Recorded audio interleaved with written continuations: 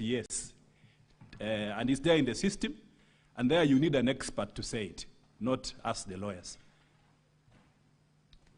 Once we receive the hard copies, I will make a ruling on it. Let's proceed with the witness.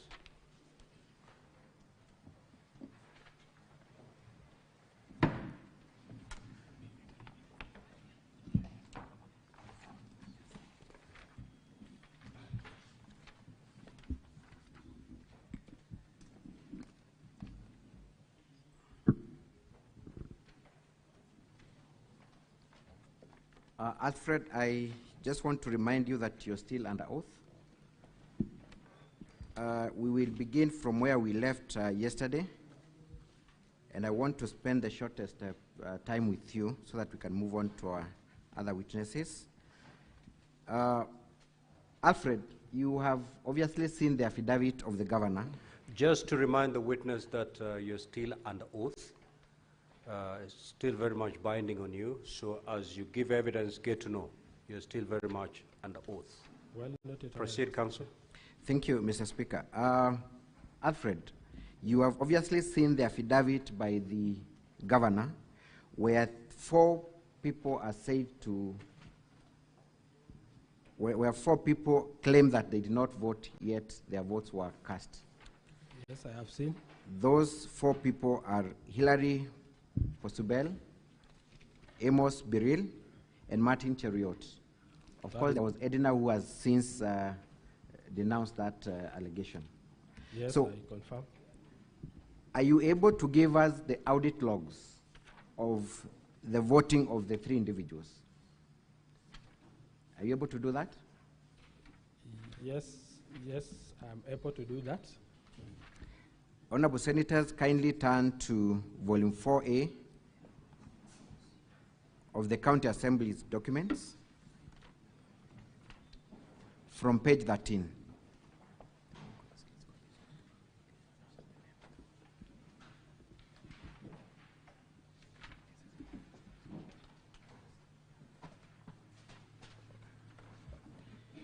Okay. Volume I have in volume 21, in volume 4A, and page 21, let me go to specific page where the honorable members who say they didn't vote are in, and I will.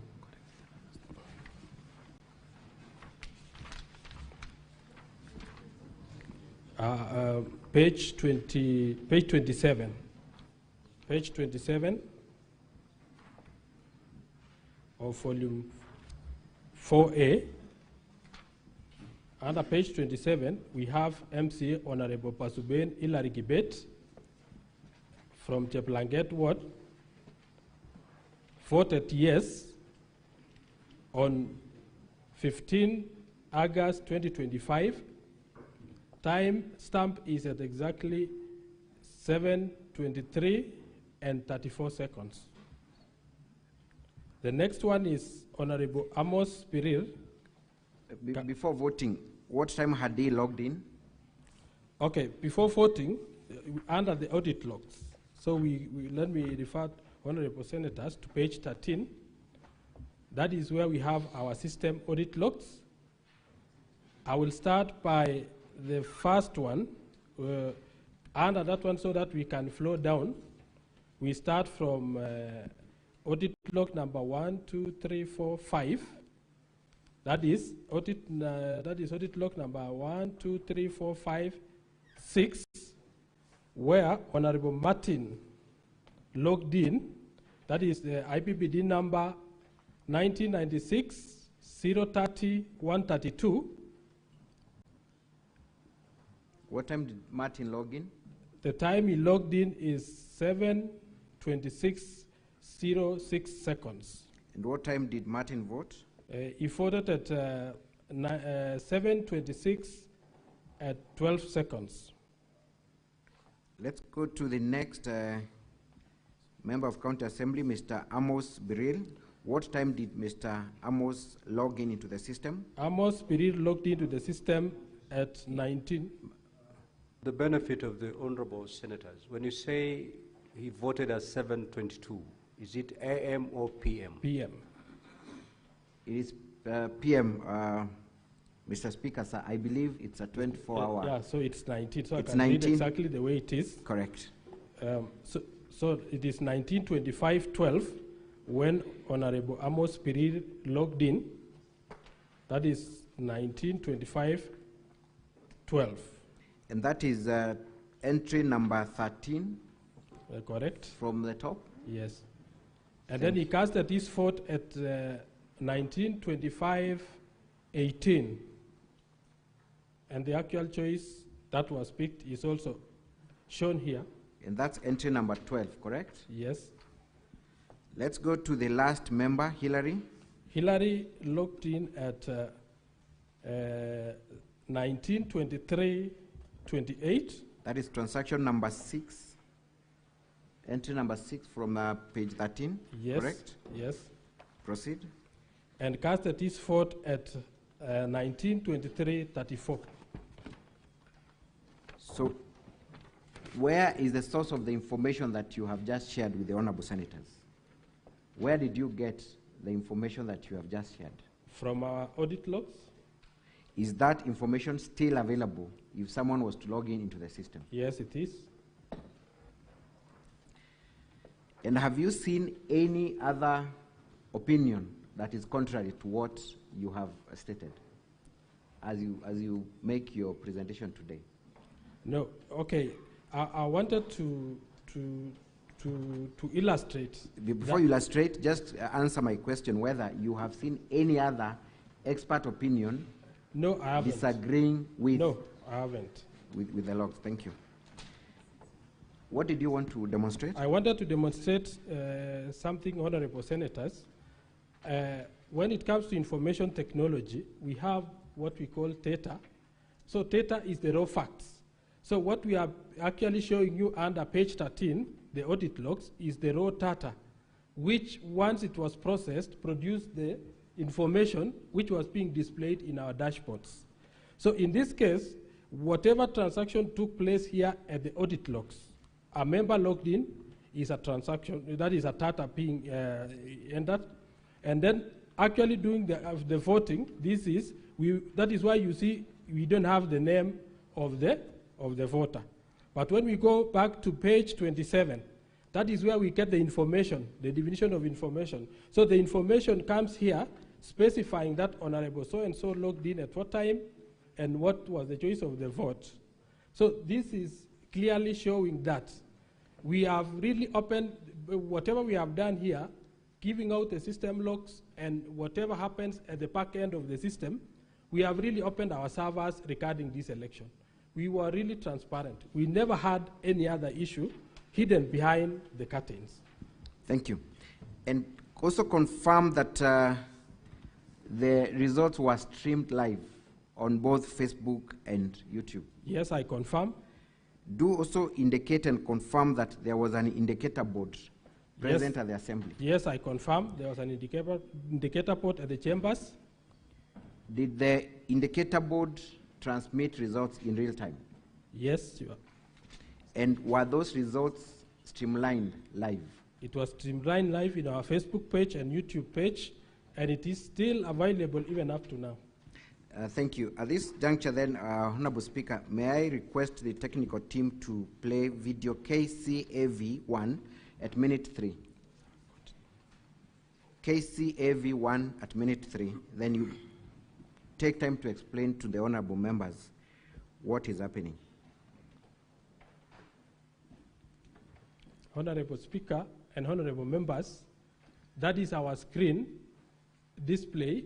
That is the dashboard, the indicator board in our chambers. It was indicating, even though it's not very clear, but should you open in your tablets and the rest, it shows that there was no vote cast at that time, and members were preparing to vote. Is that information still available in your YouTube and Facebook channels? Yes, that is. I think that is one of the videos from we cropped from the YouTube.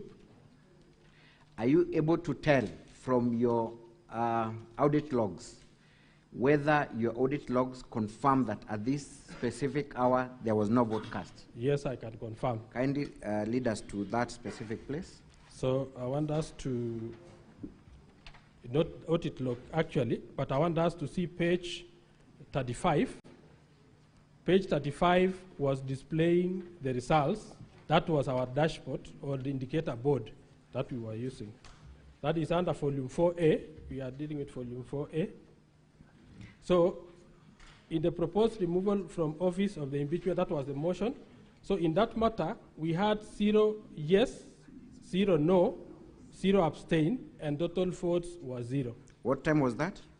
That was at 19:14:33. That is the time I took the screenshot from. So at 19:14:33, there was no vote that had been cast. Yes. So when an allegation is brought here that votes were cast even before the system was opened, could that be true? That is false. Can that be confirmed from the system that there was no vote that had taken place at this time? Yes, even from the timestamps for every voter who casted the vote indicate exactly what time he logged in and what time he voted.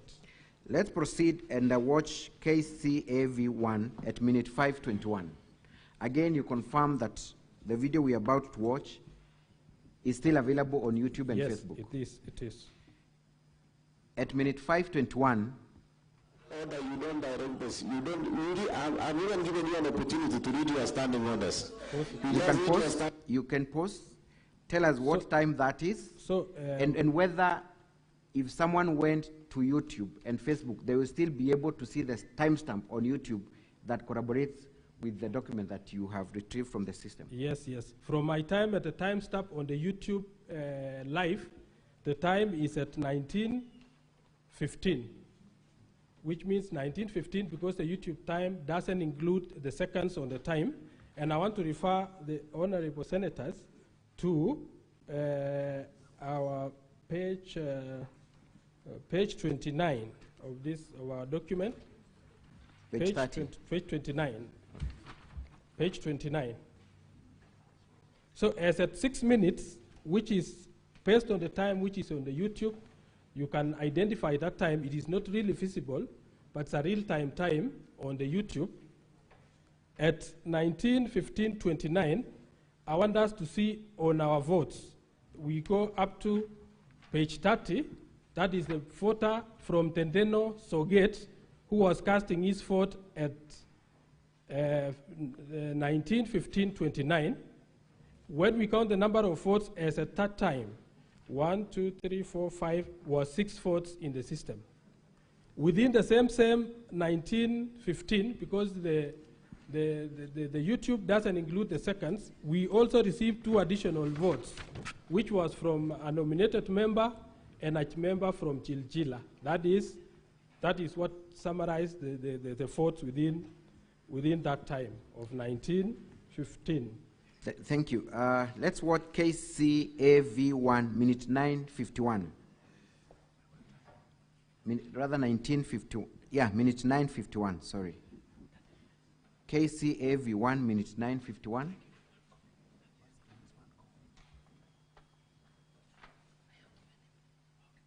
Those who don't.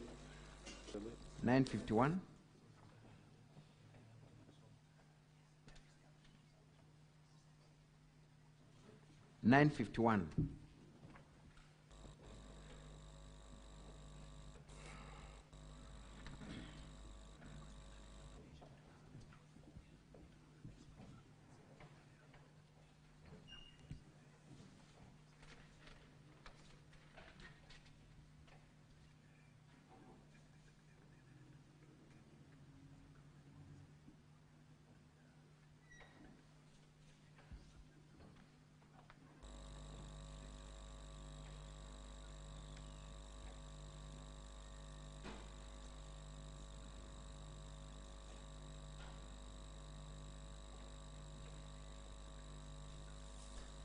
We can even post there. You're able to corroborate even at that. I wish I could get the time, the exact time stamp of the YouTube, so that we can confirm also whether at that time stamp, because the one I wanted to play was at 19. Kindly proceed to 9:51.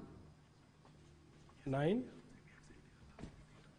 9:51 was kindly. displaying the results of 21 votes, and that was at 19:56. 19:56, that is based on the times I had picked because it is not really very clear, is 19:56 is the time when the honorable member from Kipchimchim, under page 31, casted his vote, and it was tallying to 21 votes. So the time, the votes were being cast on real time, and it was being posted in the display board or indicator board in the assembly. I hope we get that clip. Are we able now to project 9:51, minute 9:51?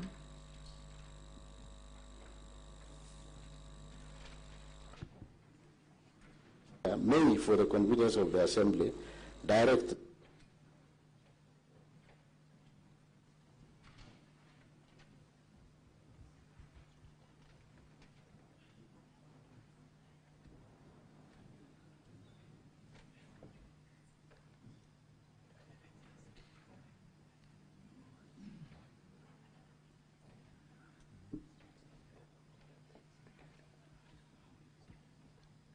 For the sake of time, Mr. Speaker, sir, maybe we can proceed. Yeah, but can you confirm what? Yes, I can confirm that by 19:56, we had 21 votes already cast.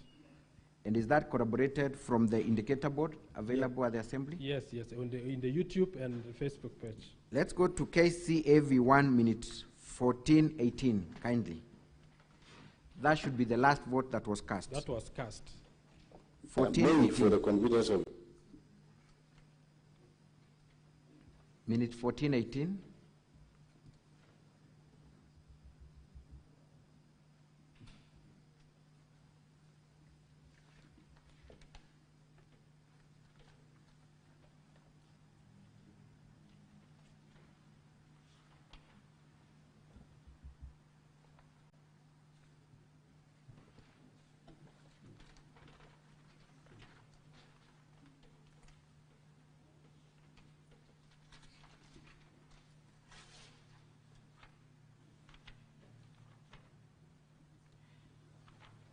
As we wait for the video, maybe confirm from your audit logs, when was the last vote cast? The last vote cast is in page 32. It was in 19:26:44. So the total duration of voting was 11 minutes 44 seconds. Thank you. So if a member tried to vote past the period when voting closed, what would happen? On the subject matter, once the time frame ended, it was not able, so it had a time frame of when the vote was ending, and you could not log in again to tell you the voting has ended if you didn't vote. Thank you. What would you finally say about the integrity of the voting system that was installed and used on the 15th of August? To my level best, it was transparent, free, and fair. Is there any evidence of any interference from third parties who are not supposed to vote? Maybe when other users wanted to log in with different usernames, you could see the system them failing to log in. Thank you very much. That is all for this witness, Mr. So Speaker. I want to make a clarification on the last vote. That was vote number 33, and I believe we will get a video to play. It shows Honorable from Chepseon, David Maritim, being assisted by, you had difficulties in logging in, and he was being directed by the Sergeant at Arms to vote, to where the ICT team who was assisting in the chambers to vote. That would have formed a very comfortable closing remarks for me. Thank you. The next witness will be able to demonstrate that. Thank you.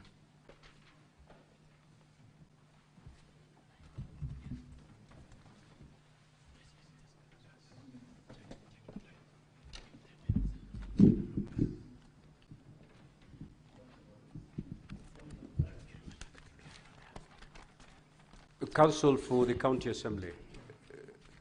You are done with the evidence in chief for this witness? Yes, I am. Okay, so the counsel for the governor, you may now proceed to cross-examine. Honorable Just before you proceed, yes, Senator Onyonka.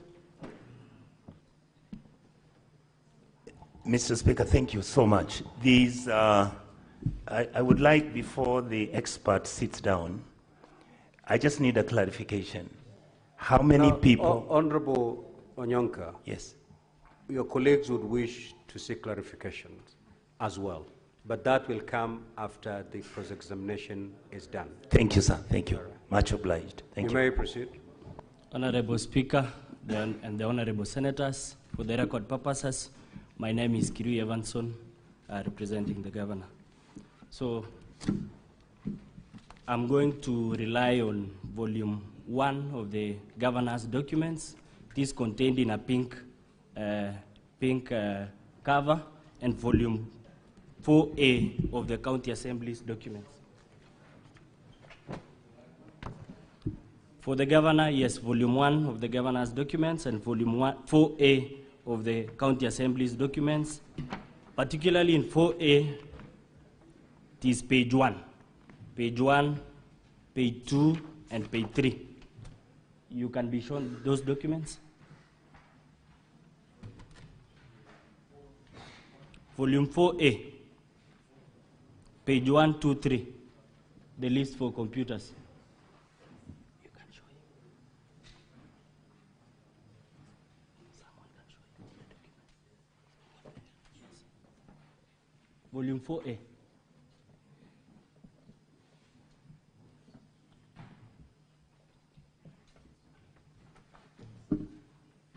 Of your own documents.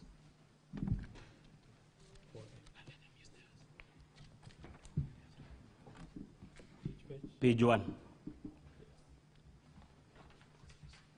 Kindly confirm that that is the list of members that received the laptops in September 2024? Yes, I confirm. You confirm that list has ID numbers for the members? Yes, I do. So as from September 2024, you had the ID numbers for the members? You are wrong, because I had the details of all these members when they were sworn into the assembly. So you had all the details of these members, including the IPPD numbers and the ID numbers? Yes, as okay. the system administrator. Thank you. So you had the ID numbers and the IPPD numbers? Yes. That is why I want you to look at the same volume.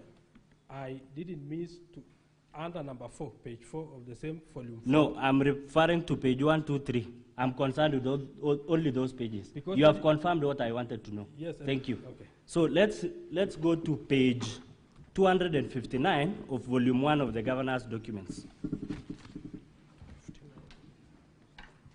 Page 259.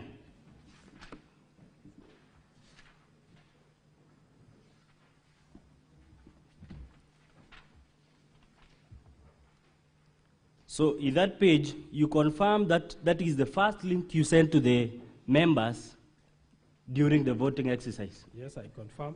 And that link contained all the IPPD numbers for the members? True. Okay. I want my technical person to go to that link, the first link, that is www.kerichoassembly.co.ke, KCO Assembly, /V/photos 2025-08-15-11-36-26 AM PDF. You confirm that is the list of the IPPD numbers? Yes, I do. That is the first link that the MCAs received? Yes. So any MCA could look at the IPPD number for the other? Yes. Okay. I'm concerned particularly for two members, that is the member appearing at number 35 in that list.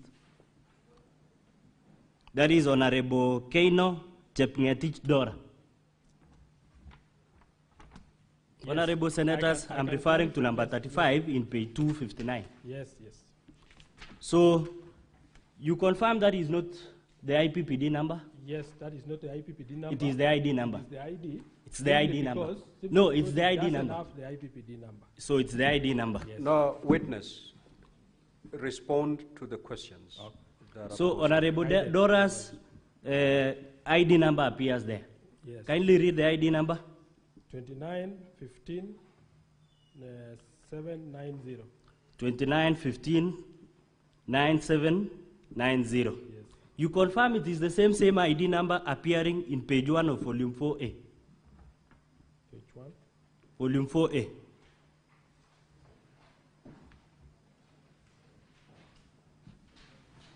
Volume 4A, she's appearing at page 2, number 36. Yes. So I want my technical person to use the link that we were using yesterday with this witness and input these details as the logins. So the username for Dora Kano, use 2915 being the ID number, 2915-9790. Yes. And the ID number also, 2915-9790 as the password. Yes. You confirm that I can log in. That is why we say it's available. So I can still log in. You can still log in, but you can't. So if I had the ID number of Dora that day, I could log in and vote on her behalf. The reason why we issued the username and password. Kindly answer the question. So if I had the ID number for Dora that day, and the ID number as the username and the ID number as the password, you confirm that I could have voted, since that is a public IP link. Yes, I can confirm. So you can confirm that I could have voted that day. I want us to go to the next person, being Honorable Paul B. Yes. Honorable Paul B. His ID IPPD number, I'm referring to page, this is Paul B, page 104A, page 104A, number 15. The ID number is 100-13791. Kindly confirm. I confirm. You confirm. You confirm also that is the number indicated in page 259 of volume 1 of the governor's bundle of documents, Honorable Paul Kipto B, that is the username indicated. Yes, I confirm. Kindly, my technical person, indicate that the ID number being 100-13791 as the username, and the password being the same ID number. So you confirm that also, if I had the ID number for Honorable Paul B, I could have voted. Yes. You confirm that? Yes. So as the ICT personnel, you have had all these ID numbers from the inception or the swearing in of these members. That means as an ICT person, you could access using the login credentials of those MCAs and vote. I'm a custodian of this information, and it is either yes or no. You have the ID number? For integrity reasons, no. For integrity reasons, but if you are not, we cannot confirm if you have integrity. We cannot. We cannot. So if you are not a person of integrity, could you have voted? As a system admin, I was logged into the system. I couldn't have voted. You couldn't have voted, but someone else with that link and the ID numbers could have voted. True. True. That is all for this witness. At the end of your presentation yesterday, you were to do a demo. Why didn't you do the demo? Our time is short. So your time was short. Yes. You confirmed that yesterday there was a Senate demo that was indicated in your system. We had a different. In fact, that is where I can explain. Did you have a Senate demo in your system yesterday? I had created. We only fought. You had created a Senate demo. You had created line. a Senate demo. It was on a different link. On a different link. Yes. A Senate demo, Yes. right? You confirmed that that Senate demo was not presented because some people voted before you could present that link. Because it was for demo, we hadn't changed the login details. So I realized somebody had logged in. So somebody outside the assembly had logged in and voted. Not outside. Honorable P, Kibro B, yes. and Honorable Rogon. Somebody used their credentials to log in. So it means all these honorable senators could also access that system on that voting day and vote for any member. When the motion is active, we only activate for a period of 10 minutes or 15 minutes. Now let's go to the time. You have taken me there. Let's go to your volume 2, the login. What period did the voting take? 11 minutes, 44 seconds. For 11 minutes? 44 seconds. You confirm that the standing orders 77.4 of the County Assembly of Kericho provides that it is only for 5 minutes, that voting. I confirm. You confirm that it should be 5 minutes. But with the extension of the speaker, which is in the Hansard, he extended additional 2 minutes. So additional 2 minutes will make it 7, not 11, right?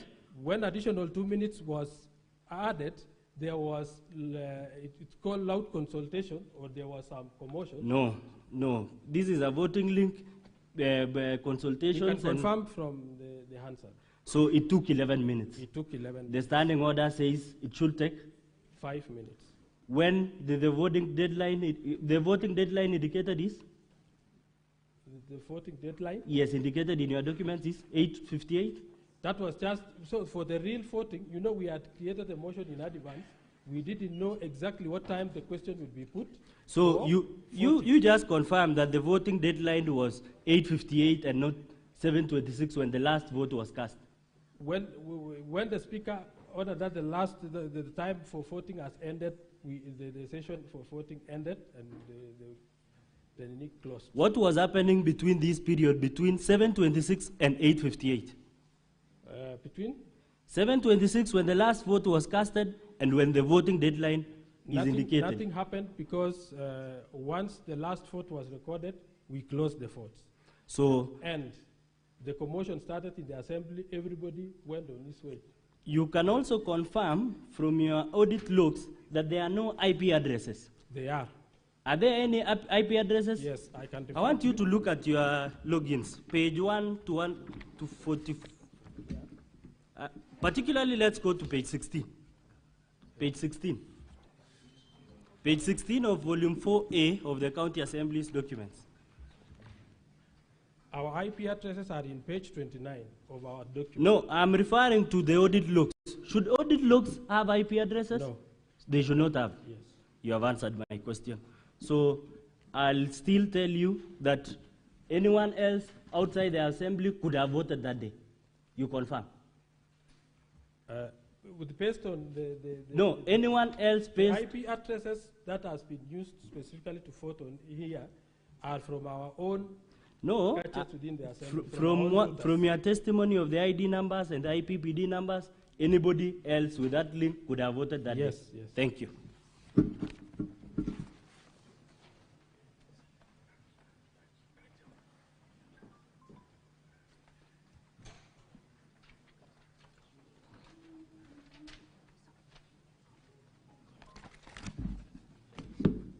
Honorable Speaker, and honorable senators and my colleagues, my name is Wajiko Thiongo. I represent the governor. I'll pick it up from where my colleague has stopped. Alfred, I will refer you to your affidavit, which is in your volume 2. And it is your testimony, as my colleague was cross-examining you, that the username was the IPPD numbers? Yes. And the password was the ID? Yes. Is that correct? Correct. I refer you to paragraph 11 of your affidavit, and it is your testimony that, his affidavit is on page 81. Running from page 79, but I'm referring to page 81, paragraph 11. The Assembly Battle, volume 2. It has the affidavit of the witness. Volume 2 of the Assembly Battle. Page 81, paragraph 11. Alfred, it's your testimony that the electronic voting was rolled out following the amendment in the standing orders. Is that correct? Yes. When exactly was this electronic voting framework become live or become available for voting? It is only the time when we got the first division in the assembly. which happens by coincidence, it became the No, it's impeachment of the okay. governor. As you are the ICT, from the ICT department, when did you develop this system of electronic voting? Was it on the material day or We have been working on it. when Because did it become available? A specific date? So it became available for the voting 2 days to voting. That is So- when we created the link when we were testing whether the members. So it became could- available 2 days before the voting. Yes. You can then confirm that the members of the assembly did not have the opportunity to interact with their system prior to this voting. Yes, I do. And it was the first time it was used. They have been using other system in the assembly. To take that further, you can confirm there was no opportunity for the MCAs to then develop their personal password or change the password before any activity is undertaken. I confirm because the standing orders gives only 5 minutes for voting. It's okay. Was there opportunity to change the password, yes or no? No. There was no opportunity.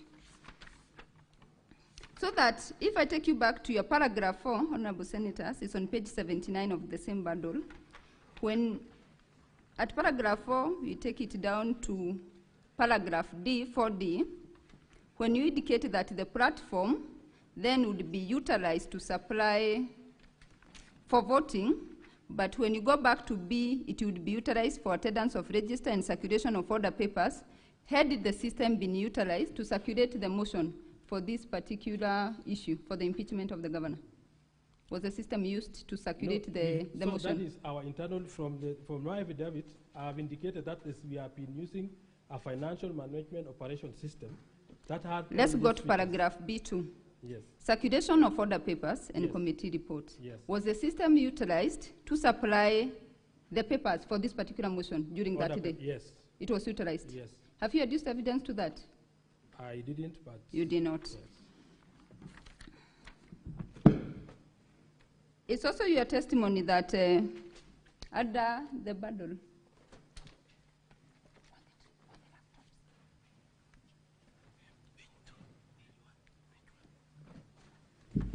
Honorable Senators, I'm deferring to the Assembly Bundle, Volume 4A. This is the list of the members who received the laptops. Kindly confirm from that list there is no information on it, on training of electronic voting to the MCAs from that list on the face of it. Yeah, there is no. There is no also content of the training course, which in your testimony previously, you had said they had been undertaken through several trainings. Yes. Have you given us the training course tabulating the content which they had been trained on? No. Specific dates of these trainings? We have been, they have been attending trainings. Specific dates of this training? I can't mention. You can't recall.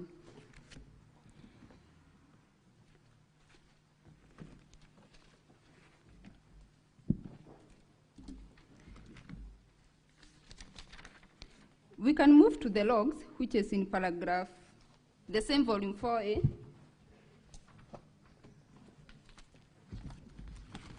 Honorable Senators, I'm referring to volume 4A of the Assembly, page 13.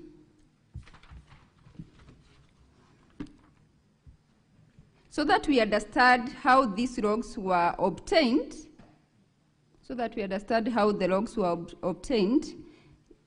when your lawyer was submitting in the preliminary objection, he indicated that your team got into the system, Yes. copied the logs, Yes. pasted somewhere, and you printed out. Do you stand by that Very true. testimony? Yes.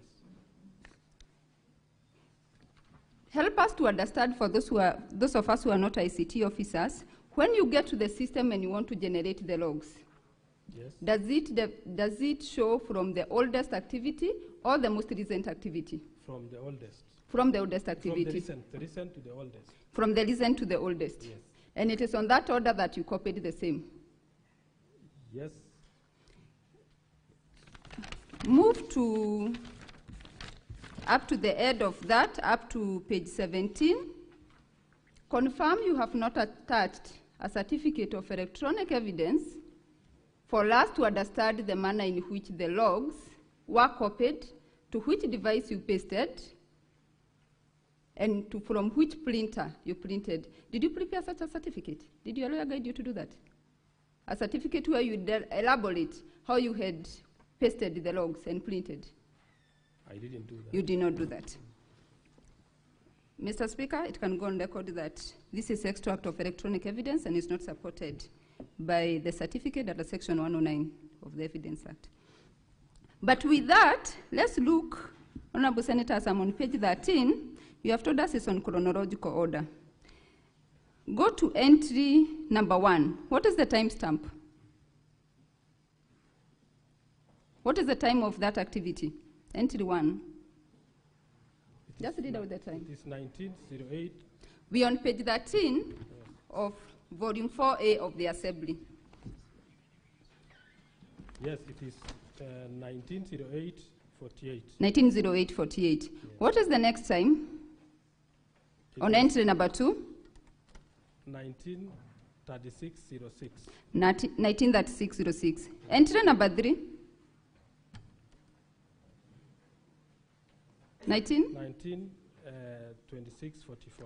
Explain to us that chronology, that they do not follow each other. From 1 to 3, just reading on the face of it, it starts from 1908, goes to 1936, we go back to 1926. That chronology, as you told us, is from, you had said it's from the oldest. Yeah, but that was copying. That was just...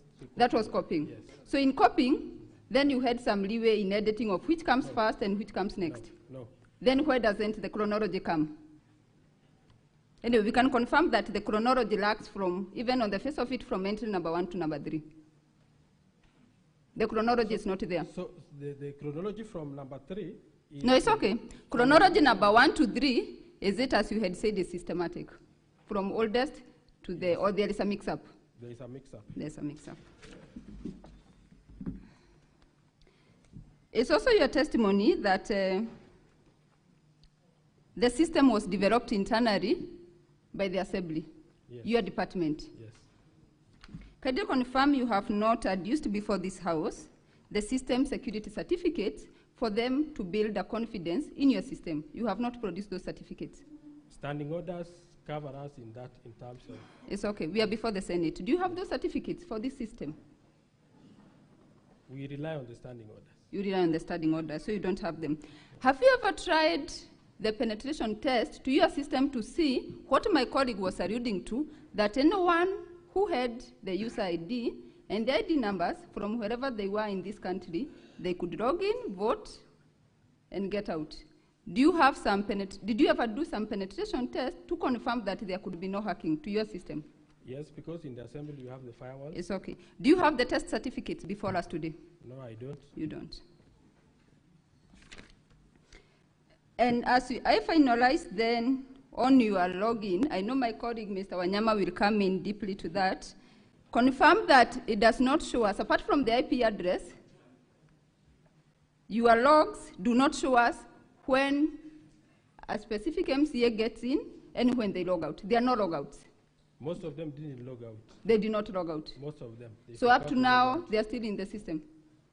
So the extract of this in here I didn't include because by the time I extracted, they didn't log out. But either way, when we go through your logs, which is on from page 13 all the way to page 17, it does not show us the logouts. Some logouts are there. Some logouts are there? Yes.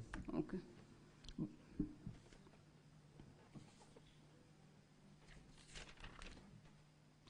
And then finally, the audits, this system audit, as you are calling it, who did the audit? As you call them, the system audit logs. Who generated this report? It is the system that audits automatically. So it was you who developed these logs? It is generated by the system. By yourself? You're the one who went to the system and printed it out? Yes. Did you subject it to a third-party audit for them to give us a third-party opinion, expert opinion, that indeed this is what is in the system? Was it subjected to a third-party audit? No. It was not. And as I wind up then, you have been shown, or your lawyer may have shown you, affidavit of around 17, 18 MCAs who allege to have not voted. You are aware of that? As you stand here, you are aware that there are 18 MCAs saying they have not voted, or 17? The 18. The 18. Do you have any evidence from your system which you can demonstrate to us that they personally voted, not their credentials, that they are the ones, you can link them to that vote. Can you link the particular, like you are shown, that one for Dora, can you link them to that particular vote personally? No, I can't. You cannot link them to that particular vote. So that with that, let's go back to your, as we try, just one more, Honorable Senators. Well, I'm at volume 4A.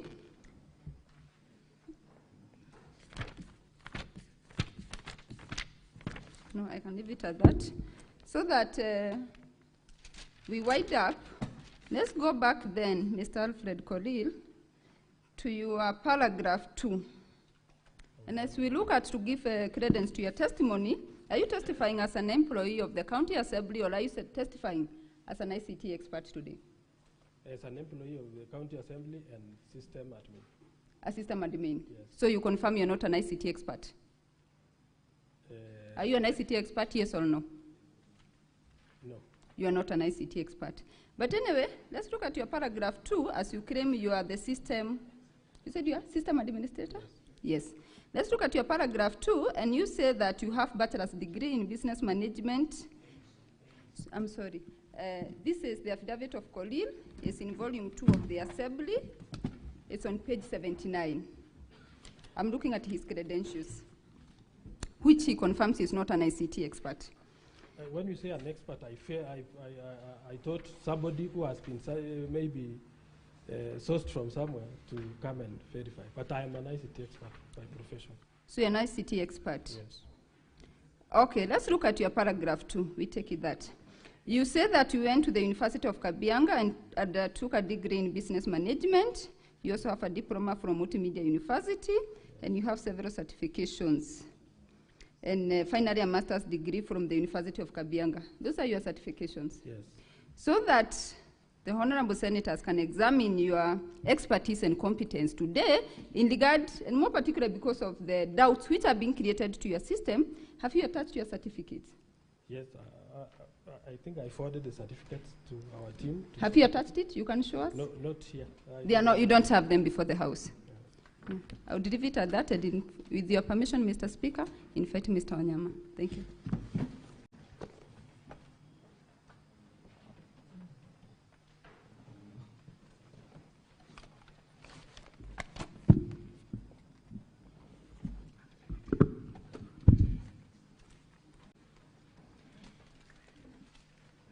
Can you again remind us the qualifications that you have on the ICT sector? I have a degree in business information systems. Business information system, eh? Yes. Okay.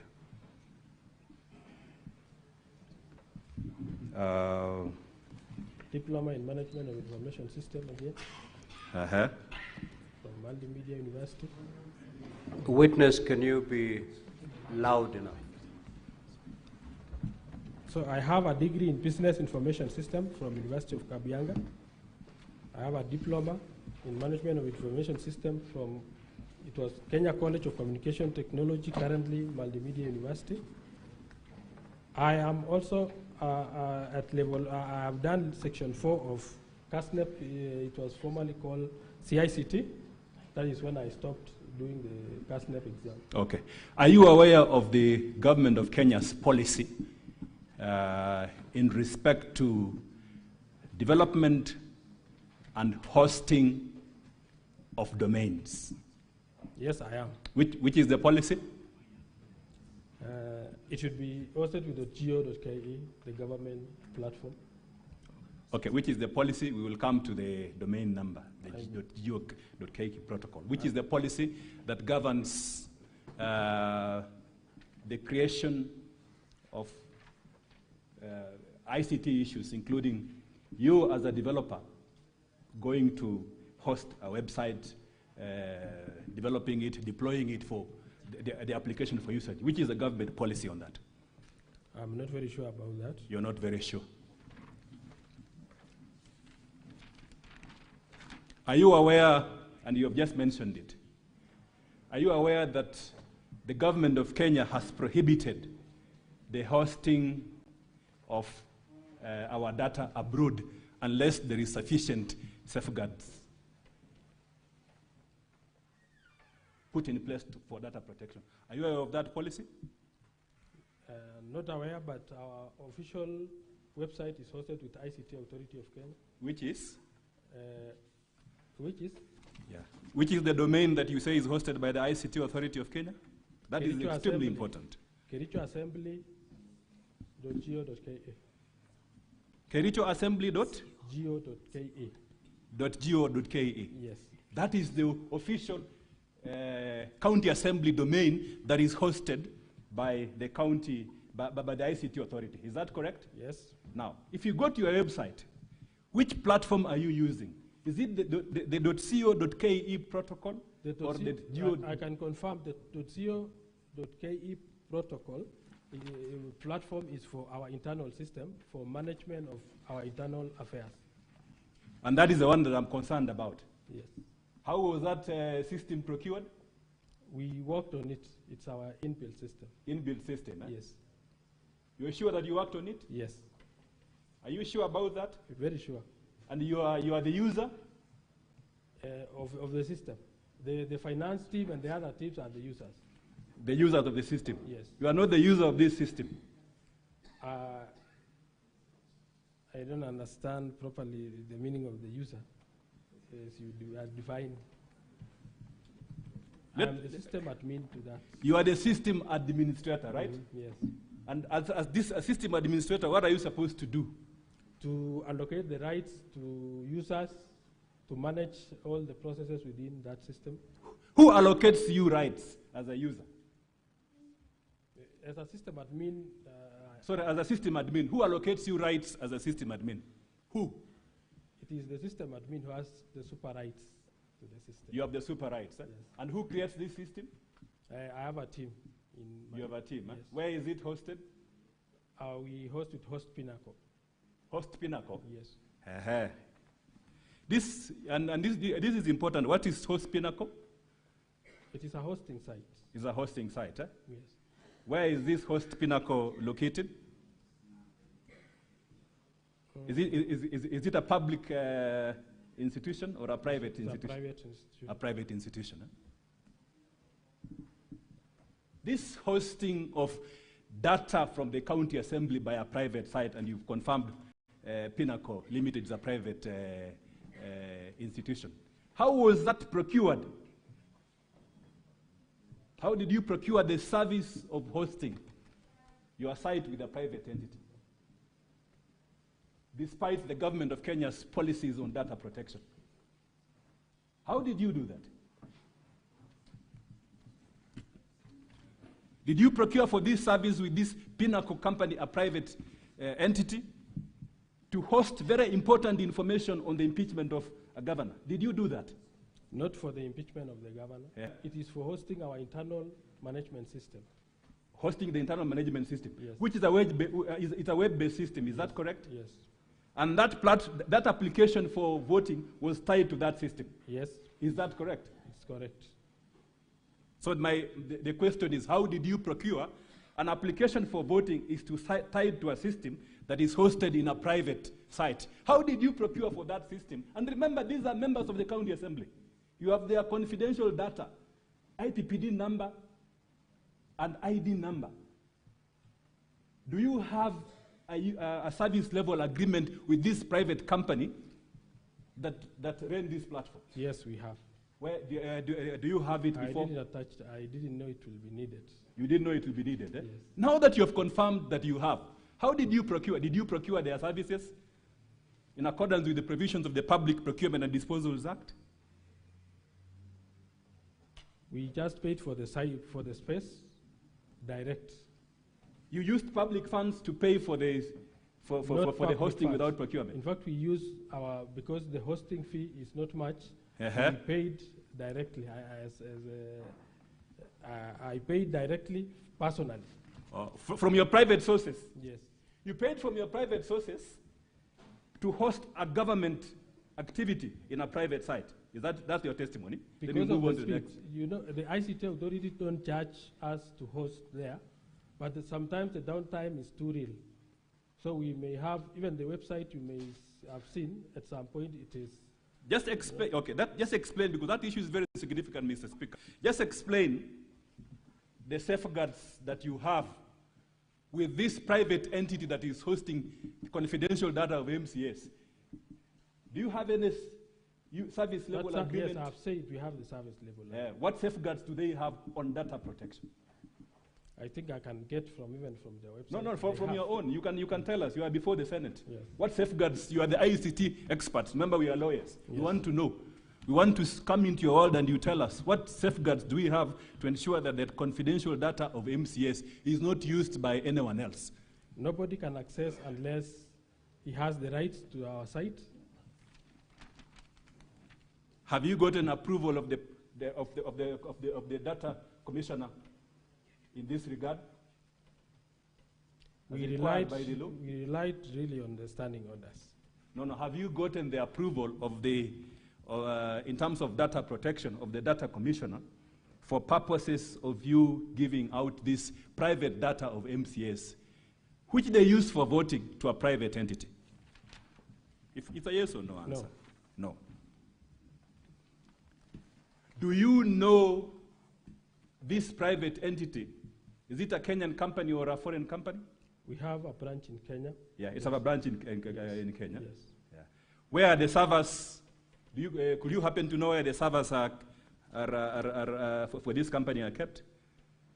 Yes, they have their mini servers in Kenya and the others in the US. They have the servers in the US, eh? Yeah. Are you sure about that? Yeah.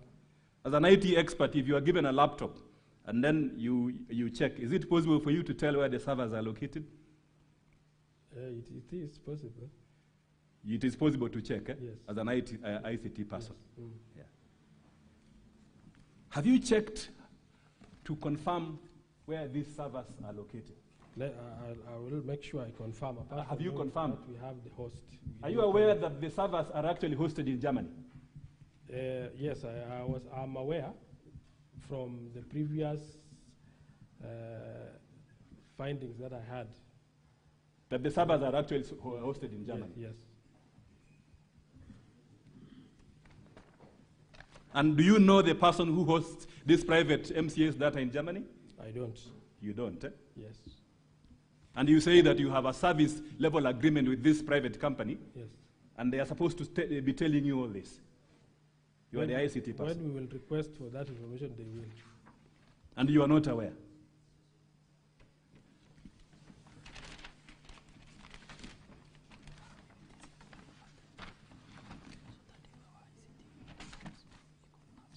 Will you then oppose if an ICT expert from our side comes to say that these servers are actually located in Frankfurt, Germany?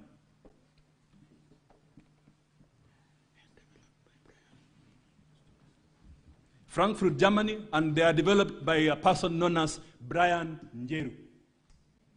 Will you confirm, because that information, if you're an ICT person, you give me a laptop, I will quickly check, then I see Kenya, I see Germany, I see Brian Njeru. Can you confirm that information? I have to log in and confirm. Have you logged in to confirm? Or you haven't? Eh? I haven't gone to that detail you have gone. So again, back to the same question. So there is no security of, you have no guarantee on the security of the data by the MCS in this private setup. You have no guarantee, right? I choose not to answer that. Okay. The senators have heard it.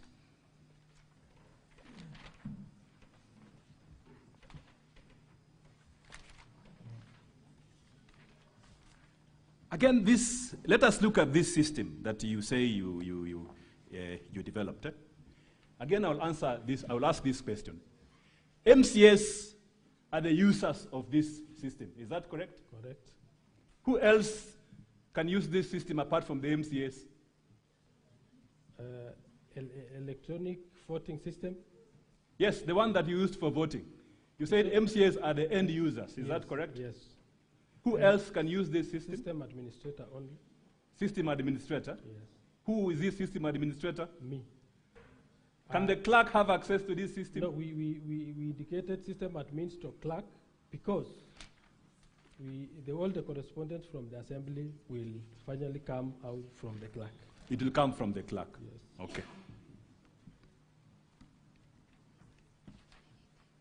Now, let's look at the evidence that you have submitted before the Senate. Because at the end of, Mr. Speaker, sir, at the end of this line of cross-examination, there's one inquiry which the witness needs to answer. The authenticity of the system and whether these 4 MCS actually voted. If they voted, then our case collapses. If they didn't vote, then the county assembly case collapses. And I'm going to ask this question. Look at volume 4A of the county assembly document. You confirm that this is the evidence that you have brought to the county assembly from page, I am at page 1. Volume 4A, page 1. You confirm that from page 1 all the way to page 47,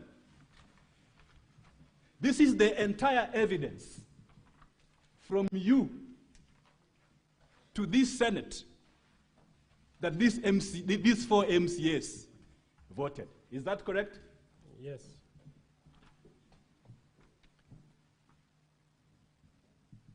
Secondly, you confirm that you are a very important witness in this Senate on that question. Do you confirm that? That for the Senate to believe anyone, then you are an important witness in this Senate for that question. Yes. Do you confirm that? Yes. So at page 1 and 2, and page 1, 2, 3 of volume 4A,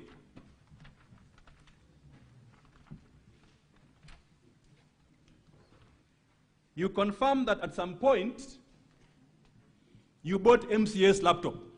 Yes. All of them? Only 2 didn't. Only 2 didn't have. Yes, Who? Yeah. Honorable Vincent and Honorable Speaker. Honorable Vincent, did he vote? Yes. He voted which side?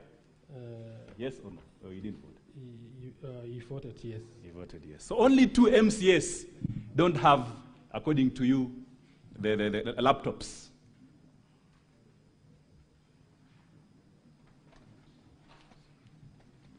And in your testimony, this is important, you confirm that at the county assembly premises, there is no place where you can place a laptop. Yes, I can confirm. That you can, there's no way you can place a laptop. Eh? Yes. Thank you. That on this voting day, was there an MCA with a laptop in the floor of the House?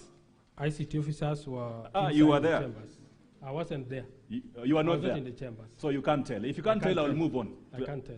You cannot tell. I'll move on. So where were you? You said you were not there. Where were you? I was in a different office. In a different office. Monitoring whether members are able to log in. Members are able to log in. Eh? Yes. Second question before I go to the third question. These laptops, as the ICT person, have you confirmed that they are all functional? Yes, I did. They are functional. Yes. There is no MCA who does not have a functioning laptop. Software is updated, everything is okay, it works very well. I can confirm that some members are not even working with those laptops. They don't use the laptops, eh? They use their phones. They use their phones. I will come to the phones shortly. Okay. So there's a possibility that these laptops are not fully functioning. It is fully functioning, but most members choose maybe. But are you aware that these laptops are functioning or not? Are you aware? They are functioning, yes. You are aware? I'm aware. Okay. Have you installed, you have updated softwares in this laptop? We usually do that. You usually do that? Antivirus, we update every time it expires. Mm-hmm. Any other updates they require. Maybe which software do you use? We use Kaspersky. Kaspersky. Yes. Thank you. You confirm that the document at page 1, 2, and 3 contains ID numbers of MCS. Yes, I can confirm. And you confirm that under the data protection laws, ID numbers are confidential information. Because it was for internal issuance. Wait. Yes. Do you confirm that ID numbers are confidential information? Yes, I do. Okay. And for this system that you say you created, these ID numbers were the passwords to this system for voting. Do you confirm that? Yes, I do. And what was the username for the ID is publicly available. What was the username? For an MCA? IPPD number. The IPPD number. Are these IPPD numbers the one in page 4 of volume 4A of IPPD numbers? Yes. Okay. Again, you confirm that both the password and the IPPD numbers for each MCA are publicly available. Publicly available, it is in your database. We have them. They are publicly available to members of staff of Kericho County Assembly. Those who can interact with the system, they can. They are publicly available to you as the administrator. Yes. And they asked you a question. Then, if I've listened to you carefully. If you have the IPPD number of an MCA and the ID number of an MCA, would you have voted for that MCA? As a system administrator. If you have the two links, I'm not saying you, anyone. Yes. You have the IPPD number of the MCA, you have the password of the MCA, and then you have the link. Could you have voted for that MCA? The link had timelines, and we expected all the honorable members. Within those timelines that you are saying, yes. If you had that access. But the link was only available to their members' individual phones. No, we will come to that availability shortly. You confirm that if anyone had this, they will vote. Eh? Yes. For the integrity of this system, the voting, yourself as the ICT administrator, you could have voted for any of the MCAs. Is that correct? I'm using the word you could have voted because of the information that you had. You could have voted for any of the MCAs. Is that correct? Yes, it is correct. Now, go to page 12. Go to page 12. Page 12 of the volume 4A. We now have, Mr. Speaker, sir, we have the information to access the system. Now the system is being deployed, and the evidence here is at page 12 of the volume 4A. Is that correct? The link. Is that correct? That now at page 12, we are now activating the system? Yes. And you activated by sending, what did you do? You send what? An SMS. You send an SMS. To who? All the honorable, the phone numbers of the honorable members. And this SMS was for what purpose? To provide the link to access the voting. Was this a bulk SMS like the one we usually receive from people who market services? We have a customized SMS for the assembly, ACU assembly. I'm asking, is it a bulk yes, SMS it is, system? It is. Okay, thank you. You send telephone, these links to mobile numbers of MCS, is that correct? Correct. How many persons, according to page 12, received the text message containing the links for voting? How many persons received? You can count. On this one, you have time, you can actually count, because it's an important question. On page 12, how many persons, if you count from the bottom to the top?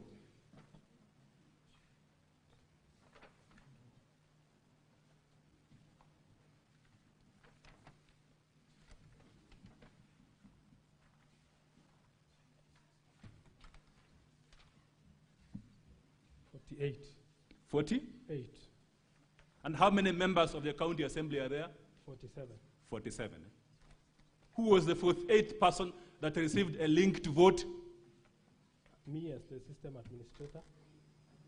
You received a link to vote as a system administrator. To confirm whether the link was opening. I actually added myself there intentionally to make sure the link I'm forwarding can connect to the link.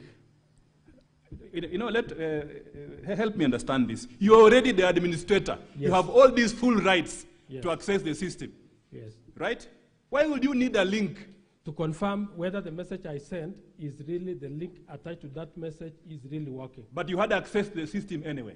Yes. As the administrator, anytime Yes. you had access to the system. Let's focus on these 4 MCAs. Let's focus on them throughout. We'll focus on them because ultimately I'm going to finish with an important observation and a question. Did these 4 MCAs also receive a link to vote? And who are they that that have disputed? Who are these 4 MCAs that have disputed they never voted? And but instead someone voted for them. Who are they? Honorable Pasuben. Honorable? Hillary Pasuben. Honorable Hillary? Pasuben. Honorable, what is full name? Hillary Maybe. Kibet Pasuben. He is the one that appears at page 27, volume 4A, that's 27, right? Page 27, volume 4A. Is that correct? Let me confirm. Yeah, go to volume 4A at page 27. Yes. You are saying these are his results, that he voted yes? Yes. Okay. And then the next MCA is who? Amos Birir. Amos? Birir. Birir. What is his full name? Amos Birir Kimutai. Then the third MCA? Martin Cheriot Kiplangat. And who is the fourth MCA? Etna Chepkuri Etna Tanui. Okay. This is very important. Were they are you aware if their telephone numbers were linked to the laptops? Linked to? Yeah, their telephones were linked to the laptops, or they were operating it from, they were operating the voting from their phones. Because there are instances where I can link my phone to the laptop, then I operate it from there. There are instances where I just need to use my phone, which has internet access. Yes. So which is which? I was not in the chambers. I can't confirm. You cannot confirm. Huh? Yes. And but you are an important witness in this Senate. Okay.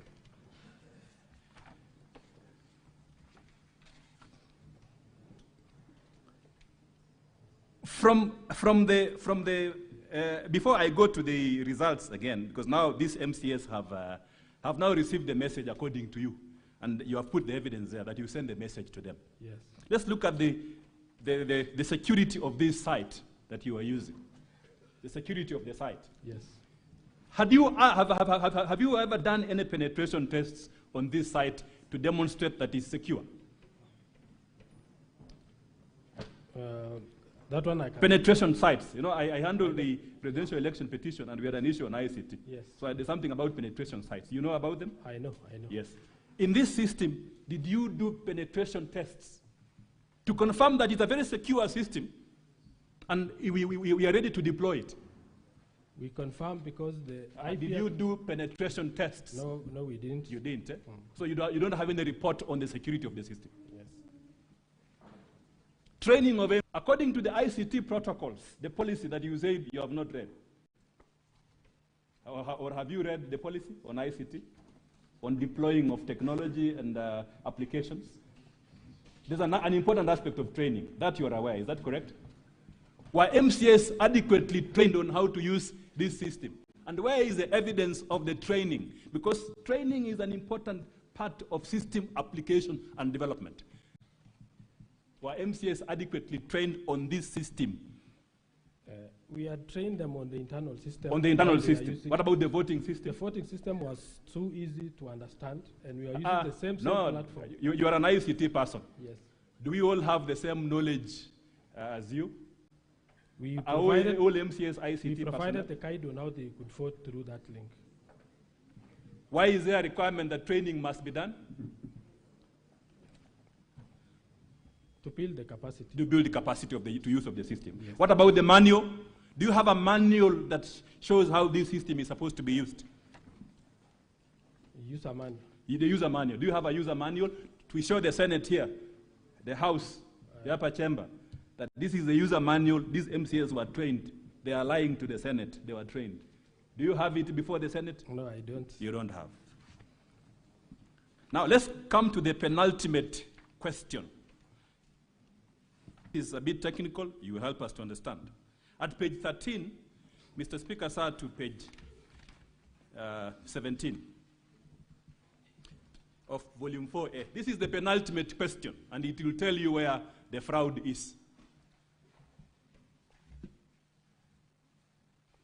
If you have sent me a message to my phone, Yes. and that phone has access to internet, Yes. right? Then I was expected to vote using the phone. Yes.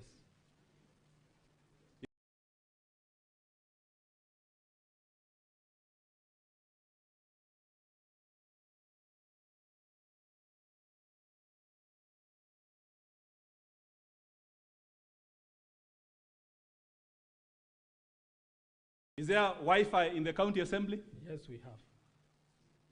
Are you aware whether the speaker made arrangement, had informed members that they are going to use the phone, that they are going to use electronic voting, so that all of them carry their phone to their chambers? Are you aware? If you're not aware, we'll move The on. standing orders dictates that. Are you aware that at some point some MCAs stood up on division and say, we are standing up, and they made the requisite majority, and therefore the speaker ought not to have used electronic voting? Are you aware of that? I'm not aware. You are not aware. So let's come back to what you are aware. When you send me a link to a phone, and that phone is internet-based, Yes. I can actually vote. Eh? Yes. What if the phone does not have internet? We have the internet in the assembly. Okay, are there phones which are not internet-based? Is Mlikamwizi internet-based? No. It's not, no, right? Yes. Now, when I vote, when I actually vote, and Mr. Speaker, sir, this is the only evidence that someone voted. When I actually vote, my phone has a unique address, a digital footprint, which is only unique to me, just like the thumb, my thumbprint, only unique to me in this world. Yes. So your phone has a digital footprint, which when we check, we will definitely say that you are the one who voted. What are you talking about? Is that correct? Yes. And this information on a digital footprint is called an IP address. Is that correct? IP address, yes. It's called an IP? Address. What is the full name of IP? Internet protocol. Internet protocol, but we call it IP address. Yes. And if I am voting, it will trigger action on a server. Is that correct? Or a computer system. Let me use the word computer system. True. That is the one that you are using to vote. Yes. And as the expert on ICT, we are all laymen. You are the expert on ICT. What evidence do you need to show that I actually voted and my data went to a system? What evidence do you need? We have the IP address that shows. What evidence do you need? We had. We have to see the login. Login. Hold on there. Yes. So you are saying that of necessity, for any evidence to be correct that someone voted, He must have logged in. then you must have logged in. Yes. And when you log in, you leave in a digital footprint. Yes. And this digital footprint, later on, you can access them by way of system logs. Yes. Thank you. Thank you very much. System logs. Are these the logs in page 13, 14, 15, and 16? Yes. The one which you say is evidence that these 4 MCAs voted? Yes. Thank you. What are the characteristics of a log, a computer log? If I look at a computer log, remember I've seen these computer logs before. If I look at a computer log, and I want to, I tell my neighbor and colleague, these are computer logs. What shall I expect to see in those logs? The username. Username? Time you logged in. No, let's start with the first information. Yes. What is the first information in accordance with the ICT protocols? Username. Uh-huh. By the way, you said that you are the one, before we answer that question, you are the one who developed this system. Eh? Yeah, we did. With your team. Eh? Yes. What computer programming code were you using? The computer language? PHP and PHP, JSON. not Yes. Java? Not Java. Thank you very much. So you are familiar with these codes. Yeah. Should the codes contain a timestamp? Yes, it should.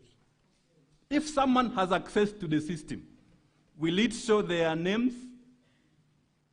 Names as in... From a computer technology perspective, Yes. will the logs show their names or the details that you put in before? That is the IPPD number and the So it will show the IPPD number.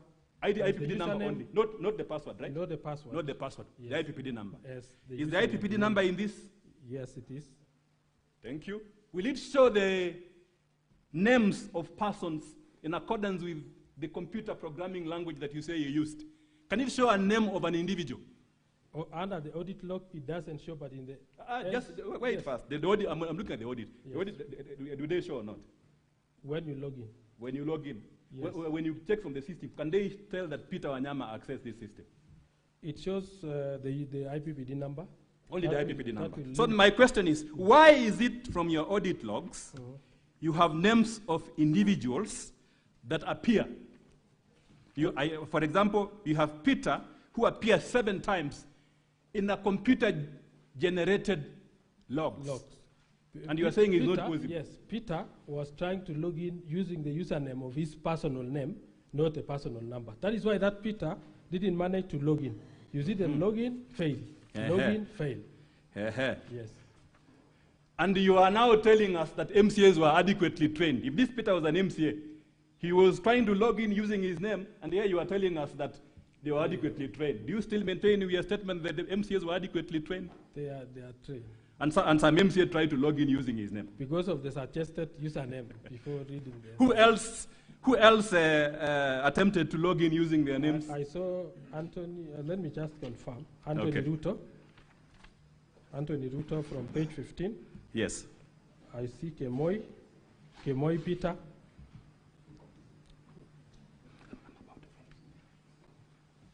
As we finish my time, just my time, I want to ask you these questions as I finish. These logs, if you see the logs and the evidence that these MCAs access the system, don't you think that their unique identification, the IP address of the telephone numbers of the mobile phone they used to access internet and vote will be in the logs? Not in the logs. Is it your testimony before this House that the IP address of these MCAs who accessed the system cannot be in the logs? It did not, yes, that is my... Yeah? Yes. It ought not to be in the logs, or it ought to be? Not to be in the logs. It ought not to be in the logs. But in the real, in the voting that they did. No, I'm just asking a simple question. Yes. If I have accessed this system and the system has generated a report, yes, will this report show the IP address of the telephone numbers of the MCAs who voted? It shows under the detailed report. Or under the detailed report? Yes. So my question is, we are before the House of Senate. Where is this detailed report it is in of the logs? It is in page 29. Page 29. Are these the logs that you're talking about? I'm talking about the IP No, the address. logs. The computer so the logs. don't have the computer logs are the ones you are looking at. Page 13. Confirm that the document which appears at page 13, 14, 15, and 16, you went to the system, yes, extracted what you wanted us to see, and pasted them here. Is that correct? No, I extracted all the logs, audit logs. But where are they? I'm just asking a simple question. This person's attempted to log in. Where is the IP address for each person? Because as a person who has handled electoral dispute, I can quickly see from logs that a log ought to contain the IP address. In fact, the purpose of the IP address is for security of the system. So that as the user, you can be able to tell what happens, who is trying to get into my system. Then you can trace them and say, Mr. Peter Wanyama, this is the log that he's using, this is the IP address, and I will shut him down. Is that correct? It's correct. So your logs are cut and paste. There is information in the system which you don't have before the Senate. No. Thank you.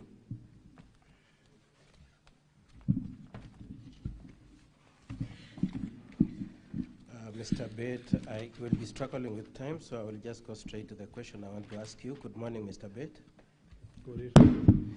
Now, paragraph 15 of your affidavit and your testimony this morning, you said only 48 people had access to the site, isn't it? Yes. And that is the 47 MCAs and the system administrator. And the system administrator. And you appreciate that our case is that 4 MCAs were voted for you. You appreciate that is our case, isn't it? You understand that our case... They were voted for. Yes, you understand that, From isn't my it? end, I know they voted. Yeah, I understand. Yes. Your defense is that they voted. Yes. And you know we are saying they were voted for. Isn't it? You understand that? Yes. Now, if it were to be the case that indeed it is only you, other than the MCAs, that had access, the only other person who could have voted for them, if it were to be the case that they were voted for, is yourself, Mr. Bett, isn't it? No, I can't vote as an admin because it will show that it's the Why wouldn't you, Mr. Bett? Why wouldn't you? Because I was logged in as an admin to monitor the way they are. But you had all the protocols. You had the username. I had, yes. And you had the ID number. Yes. Both the password and the username. Yes. And if you chose to, you could have voted, isn't it? Yes. Okay. Now, similarly, when my learned friend Mr. Kirui was demonstrating, he showed you that you can, when you log in into one of the sites, you can get the full list of the payroll numbers, isn't it? Not site, but in our database we have. Yes, you have. Yes. So if Mr. Ogony had access to that database, or if you, his friend, gave him the password and the username for Honorable Kibet, he could have voted for Honorable Kibet, isn't it? Once they have the as a question of possibility, it is possible, isn't it? It's possible. Okay. Now, I would like to ask you, your volume 4A, you have given us items number 6, 7, and 8. 6, 7, 8, and 9. Are you there? Yeah. 6 is the biometric attendance register. Yes. 7 is system extract of system voting results. Yes. And 8 is extract of detailed votes cast. And 9 is screenshot images of indicator board display. Yes. You can see that? Yes. Could you confirm that, similar to what my colleague Diongo asked you, you do not have a certificate under Section 106B of the Evidence Act confirming the authenticity of this extract? Could you just attend to my question? I have the certificate. It was on all these items 6 to 9? Certificate of electronic voting. I have confirmed from you. Yes, could you tell us which page it is? Page 114.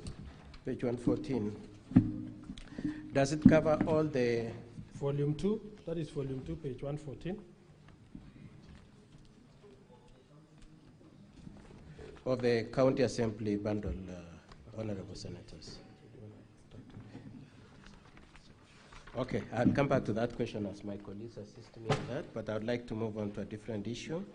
Could you confirm the way you displayed to us when you're testifying that the votes started at 9, your first display was at 1915, you displayed the screen yes. at 1915? Yes. Could you confirm that the first display displayed 6 votes? Yes, I do. Could you confirm that you have no display showing escalation of the votes from 1 to 6? The first entry is 6. No, the inside that one, because the display... I'm just asking you what you said. Yes. Could you confirm that we do not have any display showing graduation of the votes from 1 to 6? Yes, because... We don't? Yes. Okay. Now, Data Protection Act, are you familiar with Data Protection Act? You're dealing with data, you are an ICT expert, so you're yes. familiar with that Data yes. Protection Act, isn't it? Yes. It is also a common ground now, we have agreed through the cross-examination of my colleague Wanyama, that this server, the domain is hosted in Germany, isn't it? Yeah. Developed by a gentleman by the name Brian, yes. isn't it? Yes. You also have not given us the protocols of your relationship with the host of that domain, have you? You have not. Now, do you have the permission of the Data Protection Director for the hosting of Kenyans' data in Germany? No, I don't. You don't. Now, when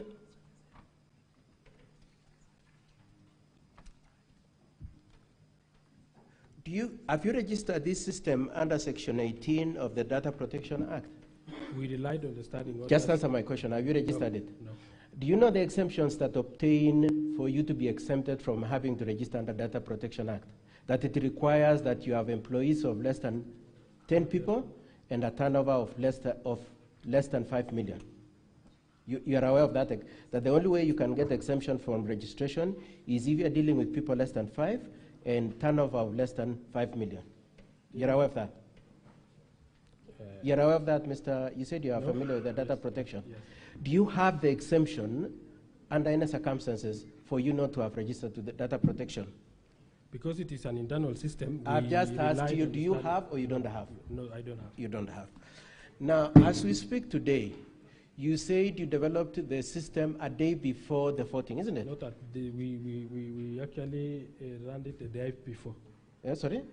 The system came live the day before. The day before? Yes. Now, as you were using it on the 15th of August, did you have a policy on the use of of that system, that specific system? Electronic voting, it is in the standing orders, please. Apart from the standing orders, do you have a standalone policy on how to use that electronic voting system? Is there a policy? We haven't developed the policy. Do you have a manual? We don't have. Do you have any regulations? Regarding the Please answer, yeah, the use of electronic voting. The standing orders. Please answer my question. Do you have any regulations on the use? You don't have. Now, it is true that Honorable Senators, I want to take you to Volume 1. Volume 1 of the Governor's Report, page 109.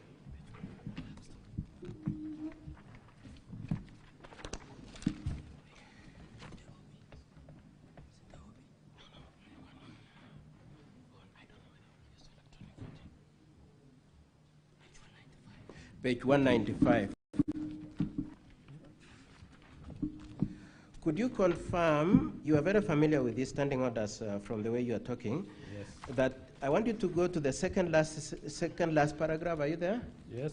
I want us to read the last sentence. The Speaker said this, who knows even whether there is a system? I don't know. So as it were, in the morning of the voting, even the Speaker did not know whether there is a voting system, isn't it? From his speech here. From his speech, yes. Yes, he didn't know. Even him, he didn't know. He didn't even know how the system will be logged into. He said, what has he said? He said he doesn't know whether there is a system, isn't it? Yes. So how come you're saying the MCAs were aware that they could they could vote electronically when the Speaker himself doesn't know? Because of the standing order. Because of the standing orders. When it comes and the Speaker doesn't know the standing orders. He knows. So how come he's saying that? Okay, let's move on. Then you said yesterday in your testimony that, let's just hear what you said a moment ago. Did you say he didn't know how it would work? Yes. And that is consistent, just listen to my question, that is consistent with your testimony yesterday saying that you decided at the last minute that the password would be the ID number and the username would be payroll number. Yes. So that information the Speaker didn't know, yes, and the MCS didn't know. Yes. And are you an MCA, Mr. Beth? I'm a staff. So you decide as a staff what the MCS should do. You decide for them. Because it was a voting system, I had to keep the details. Did you need even to consult with the Speaker? You decide on your own. Did you consult with the Speaker on that issue? We were expecting... My question is, did you consult with the Speaker on what password and username to use? No, I didn't. You did not. Okay. Okay, and in the same page 195, it is true that long before voting, the 18 MCS, which incorporates the 4 MCS, had already complained that some people have voted for them, isn't it? From the answer. Yes. And exactly the same people who had complained that we've been voted for were eventually voted for, isn't it? Or they voted.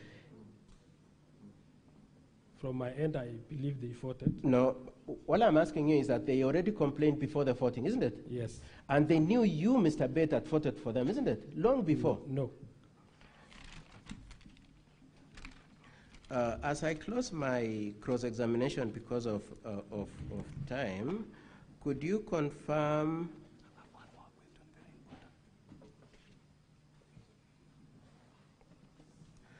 that as my learned friend Mr. Kericho took you through, we have delivery of the laptops which year?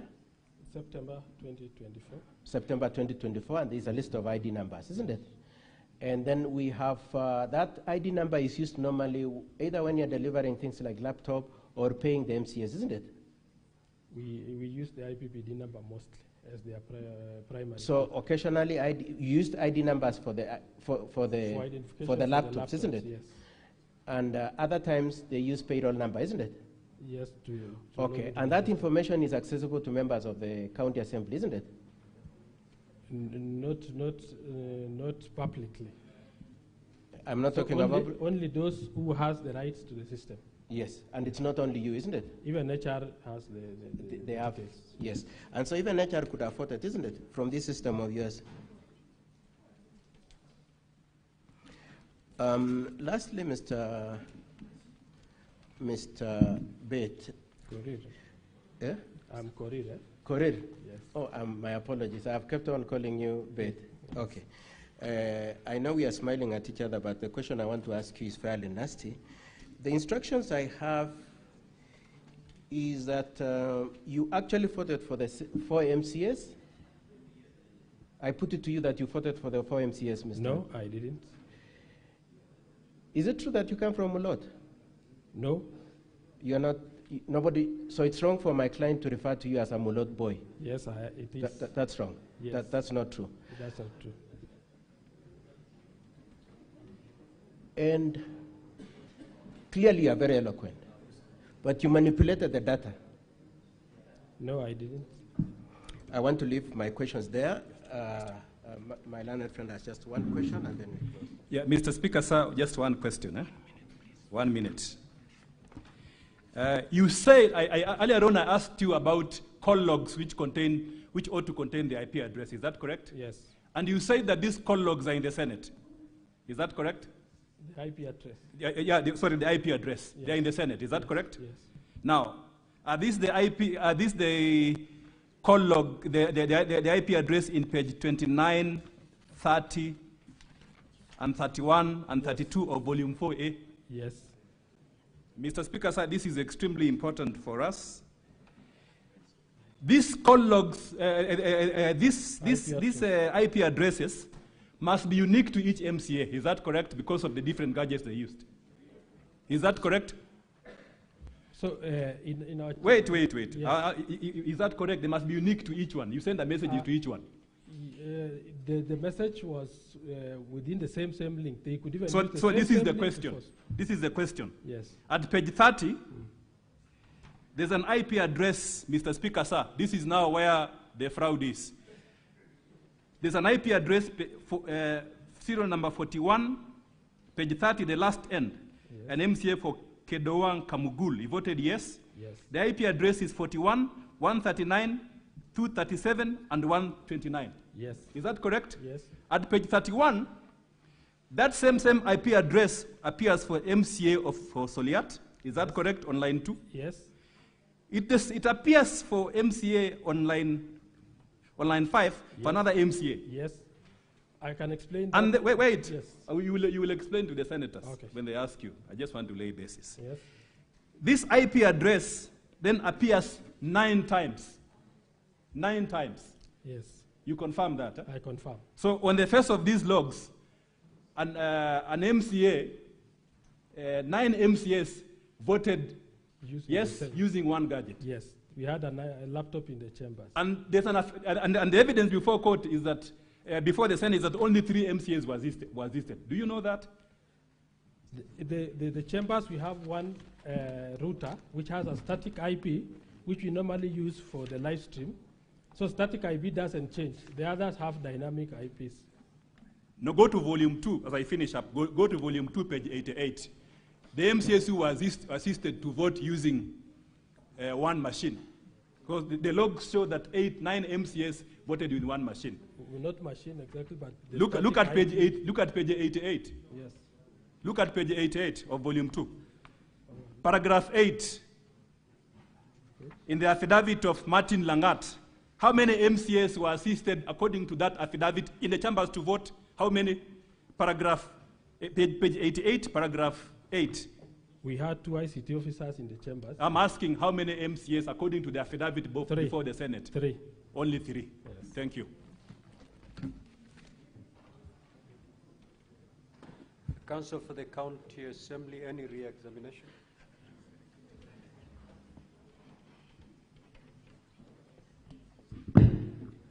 Thank you, Mr. Speaker, sir. I will do the re-exam for the witness. Alfred. Yes.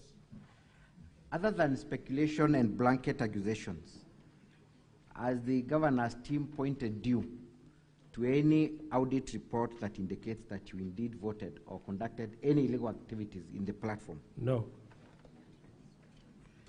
So is that accusation backed by any evidence?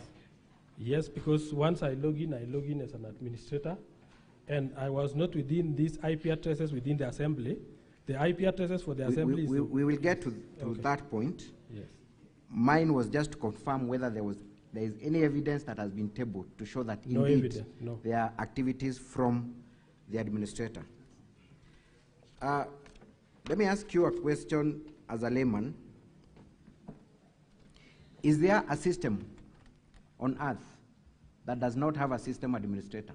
No. All systems Must have an administrator. Yes.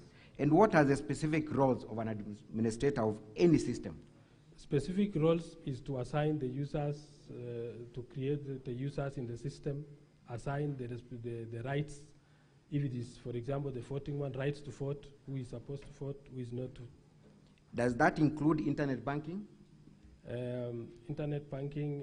Do we have a system administrator for that application? There is always someone at the end who is doing the administration work? Yes, even in the central bank, we have somebody we consult usually when you have problems. And isn't it true to state that the system admin has super rights in all the systems? Yes. So it is then not unusual for you to have super rights as an admin? Very true. That is indeed standard, correct? Yes.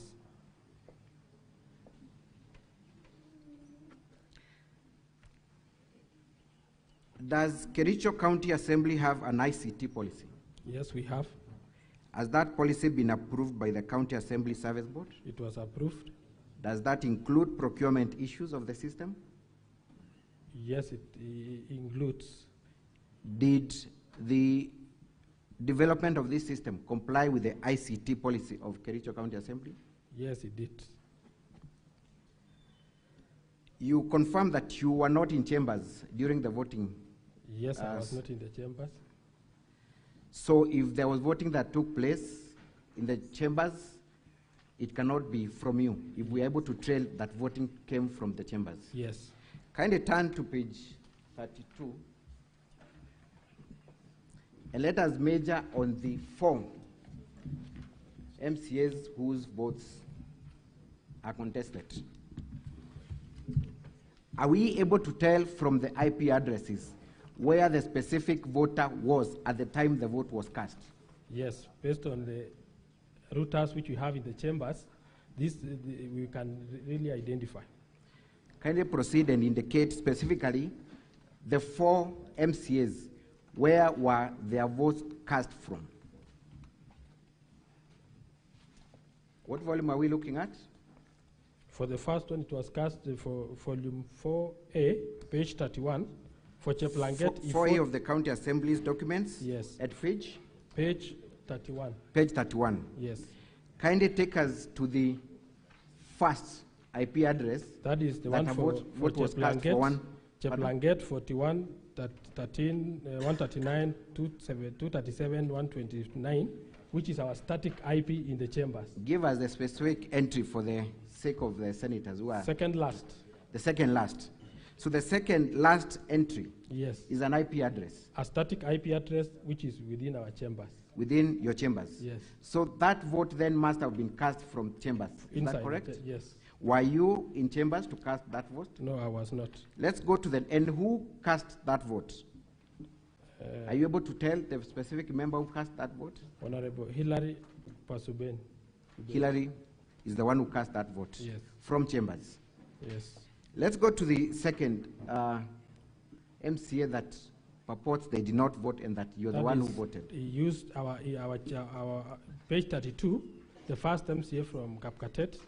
He used also a router in our chambers, that is 105. We are using the Safaricom fiber, and we have the routers in the chambers to assist members access, and especially when we are running live broadcast for the Facebook page and YouTube. That's why we have a static. The static is the one which doesn't change.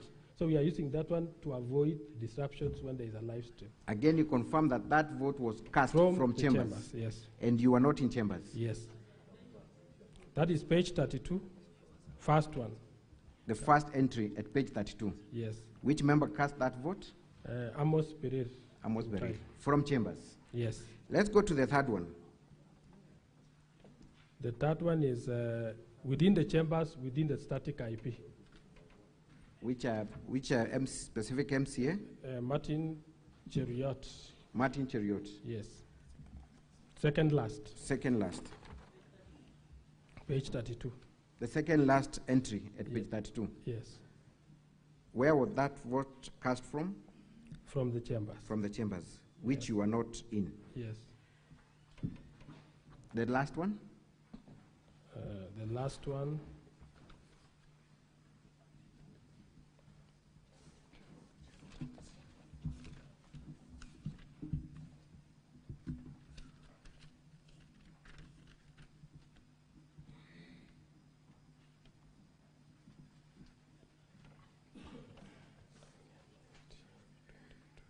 The last one for Edna? I'm trying to trace the one for Edna, since she's a nominated member.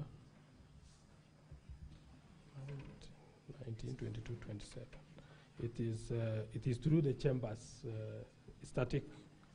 Give us the entry number. What page? Page 31.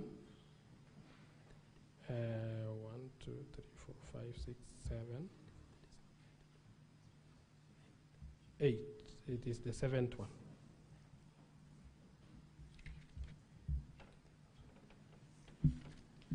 Etna. So it's Honorable Etna. What entry number? Entry number from the bottom is number 6 from the bottom. Number 6 from the bottom. Yes. And again, you confirm that that vote was cast from chambers? Yes, I do.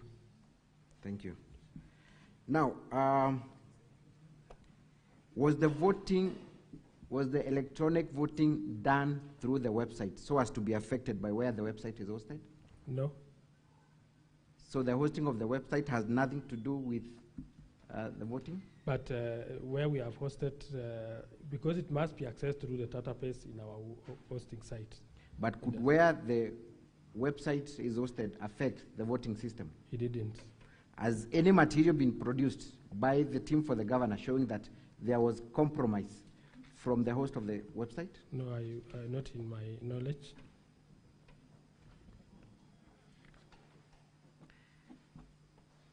You have been accused of not training members of the county assembly on the use of this system. Kindly confirm the other functions that are available in this system other than the electronic voting.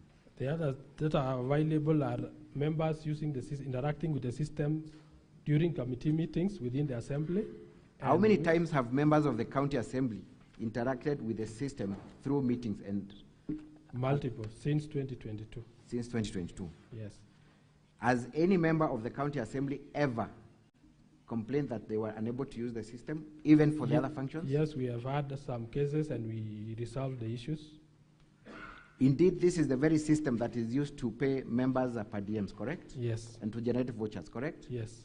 The same members that are now complaining that they could not use the system, correct? Yes. Is there anything in law that prevents the county assembly from developing its own system internally? Standing orders is sufficient to allow us to do the systems for the operations within the assembly. Is the system you generated the only system that is being used within Kericho County government, including executive? No, we are using in the Kericho County Assembly. Are you aware if the county executive has their own internal yes, systems? Yes. Give an example of such an internally developed mechanism. They say they have revenue collection system. So the revenue system of Kericho is internally developed? They said so.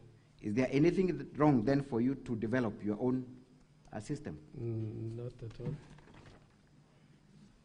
And maybe let me ask this question.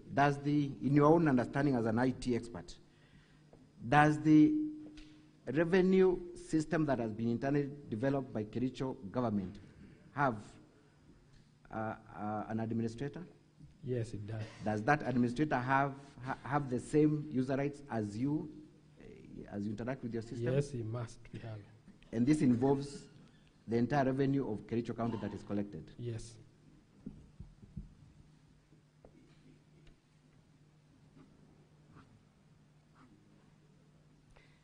Let's talk about the data that you presented as audit logs for the voting system. Yes. Other than what you printed, is the raw data still available on the system? Yes, that is untampered with, that is uncopied? It is. It is. Yes.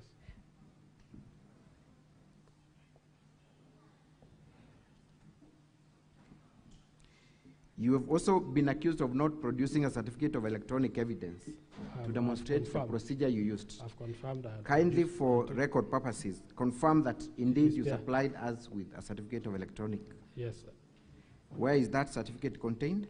Volume 2, page 114. Thank you.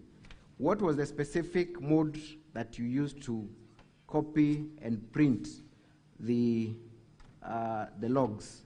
And how would you explain the fact that we had some logs that do not follow each other sequentially? Why would that be the case? The logs page was in 5 pages, so I had to copy the page by page. I copied page 1, paste in a notepad, and then copy the next page. So that is where duplication came in. I didn't counter check. But you confirm that the system has the logs intact, correct? Yes. Yes.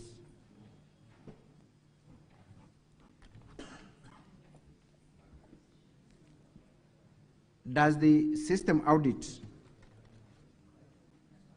show that there were votes that were received from any other court apart from the county assembly's chambers? No.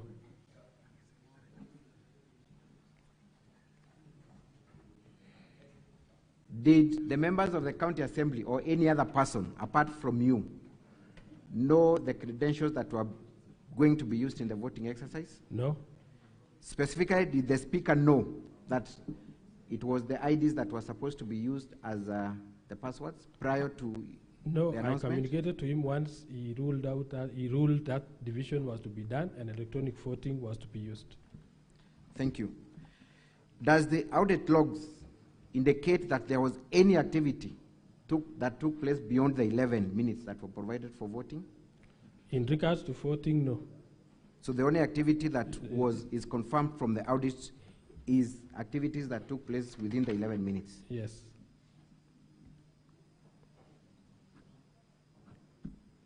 Who gave directions for extension of voting time from 5 minutes to 11? The speaker? It is the speaker. Yes.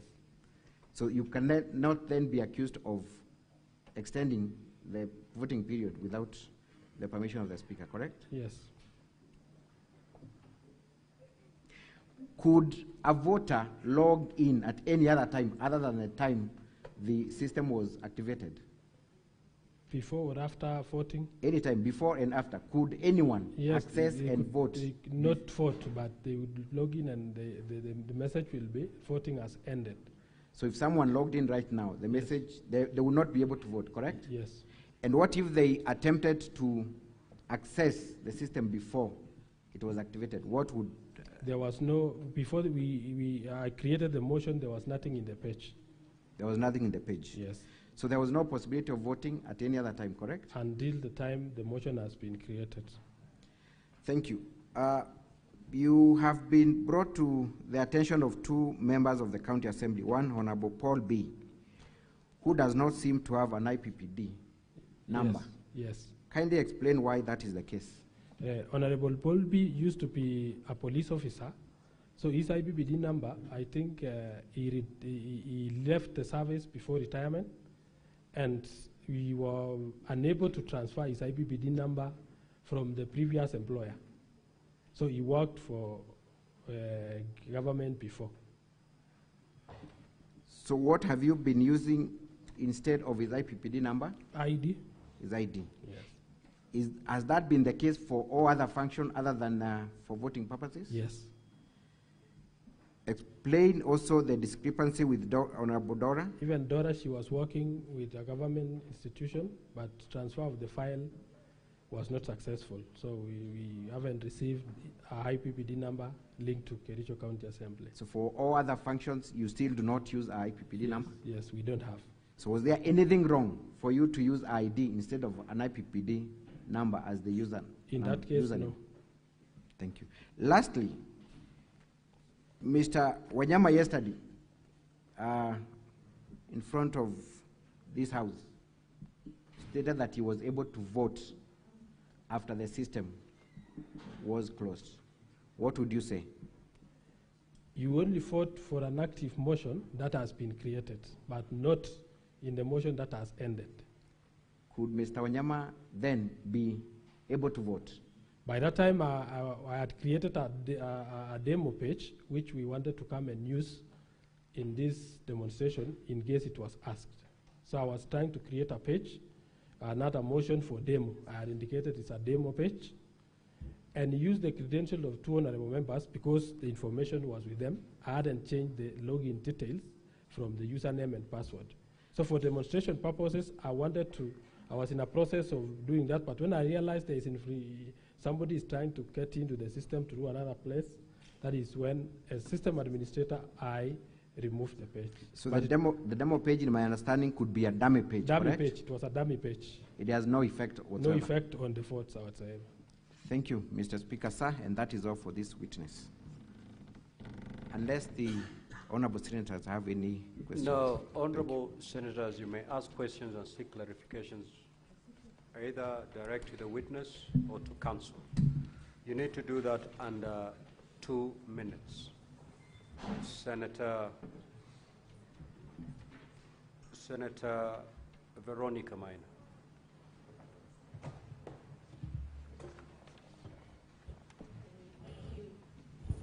Thank you, Honorable Speaker. I will ask directly to the witness. I want you to go to page 17. Let's say from page 13 to 17. The one that has the system audit logs and the username that you chose to apply together with the password. It is true that that username, being the IPPD number, yes, together with ID, was information that was available to the Secretariat at the Assembly. True. It was available. Yes. Meaning anybody would have accessed if they had that information, like from the finance department where payments are made. But they were not aware about the link that I sent to the members and the username that they were using. I'm asking you if that information was available and somebody had the link because the proceedings were public, everybody knew that motion was happening. Yes. They could easily access. That is true. The platform, this electronic voting system that you created, when did you create it? We started immediately when the standing orders were amended, and we didn't know when the division will come, so we were not so fast in doing it. I asked, when did you create it? A week before, 2 days before? 2 days before is when we made it live. In your ICT policy, you Yes. said you have an ICT policy? Yeah, we have. In Kericho? We have. In your ICT policy, what process does that system, is that subsystem? Senator Enoch Wambua.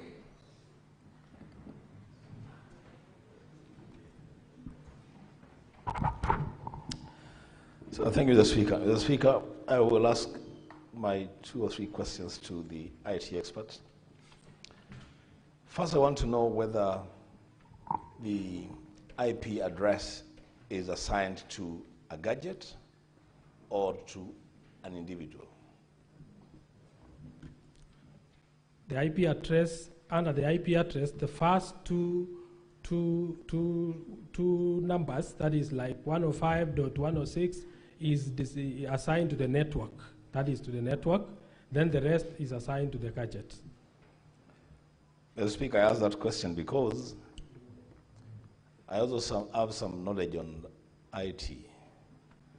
It is impossible to get more than one login using the same credentials at the same time. If you have logged in using whatever password you have used or whatever IPP address you've been assigned, you have to log out and log in afresh. That is true. You cannot log in twice at the same time. And yet I see on page 13 of volume 4A, there is a person that has logged in twice at the same time, voted 2 seconds later, and until this document was brought to us, that person is still logged in. They did not log out. I want to understand from the IT expert, how is it that there are some people that logged in and logged out? Senator Kathuri.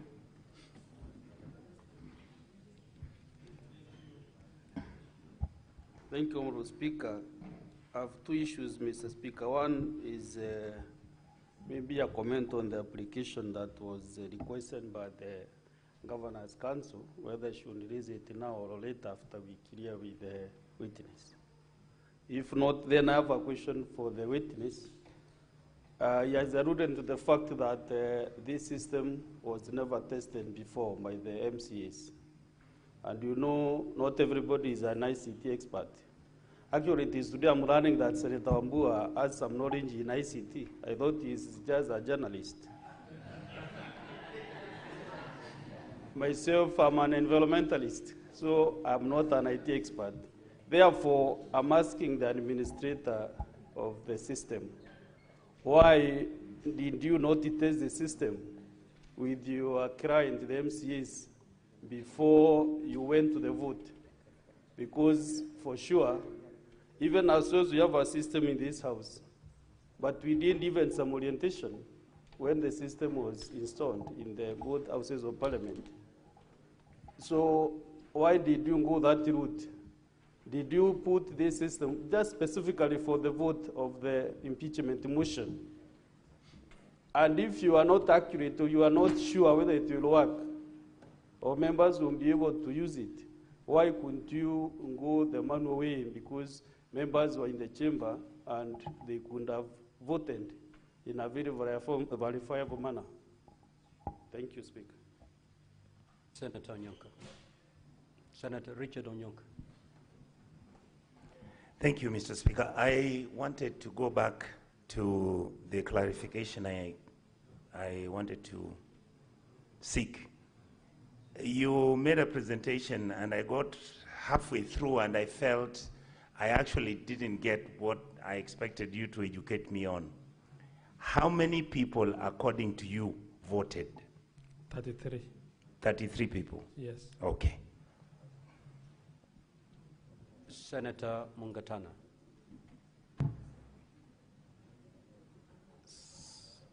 Thank you, Mr. Speaker. Mr. Speaker, we also have our voting system, like the Deputy Speaker has said. What is not clear to me is that how, and I want you to clarify to me, we are 47, like you are 47 in your place when we are doing some voting. And we take only like 2 minutes. When the system starts operating, it's like 2 minutes, 60 seconds. In fact, 60 seconds, everyone has voted. Now, you say it is 5 minutes for you. I'm wondering, okay, your standing orders allows for 5 minutes. But then you tell us you had 11 minutes, 44 seconds. What was happening in between here?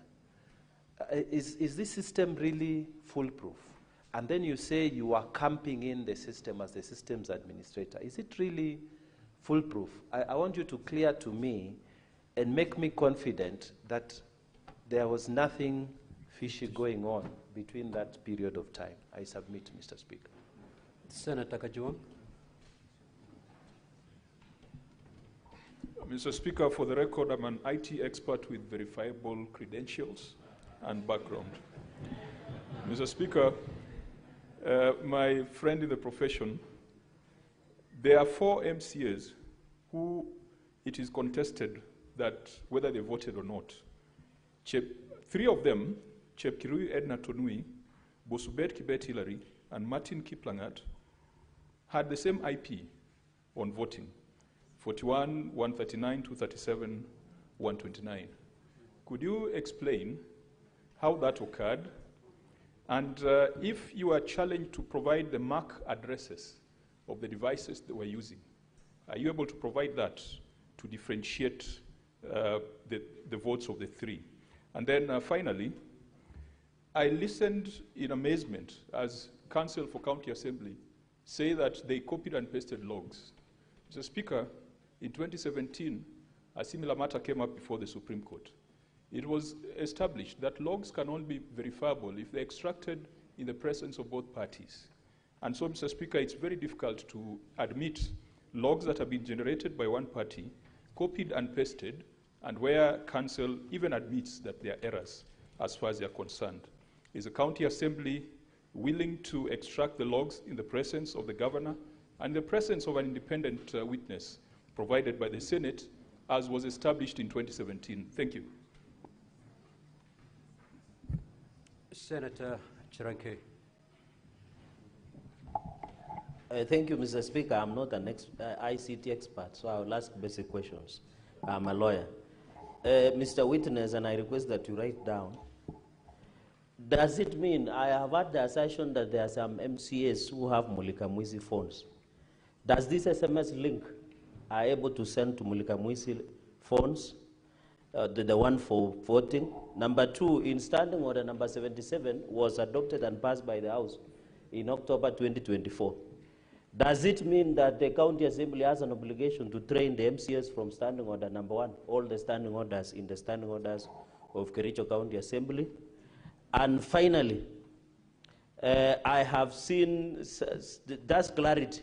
Does it mean the IPPD and ID numbers that belong to MCAs through the Speaker, does it mean that those numbers are available to the public? Public meaning people who work outside. For example, does the governor and the county government, the county executive of Kericho are aware of the IPPD and ID numbers of the MCAs within the County Assembly?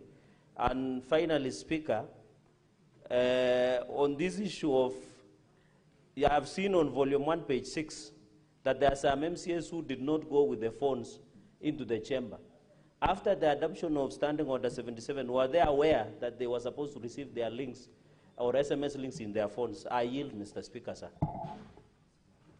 Senator Mogeni. Yes, sorry, I just want clarification, page 31. Did you say that the IP address that looks similar, these MCAs voted from the same gadget?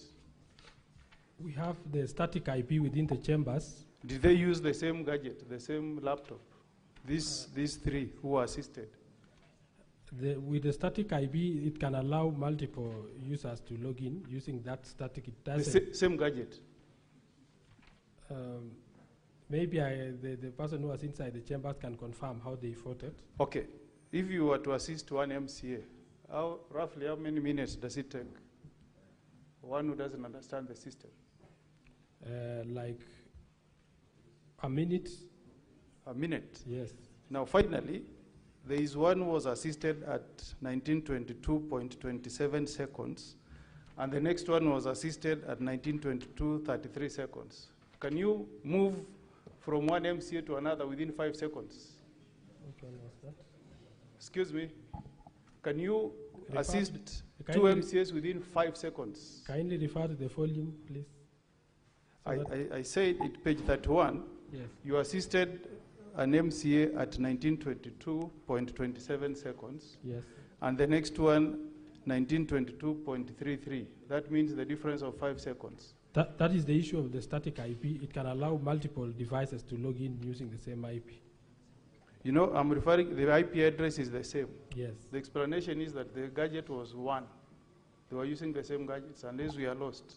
That's the clarification I need from you. You need to convince me what happened.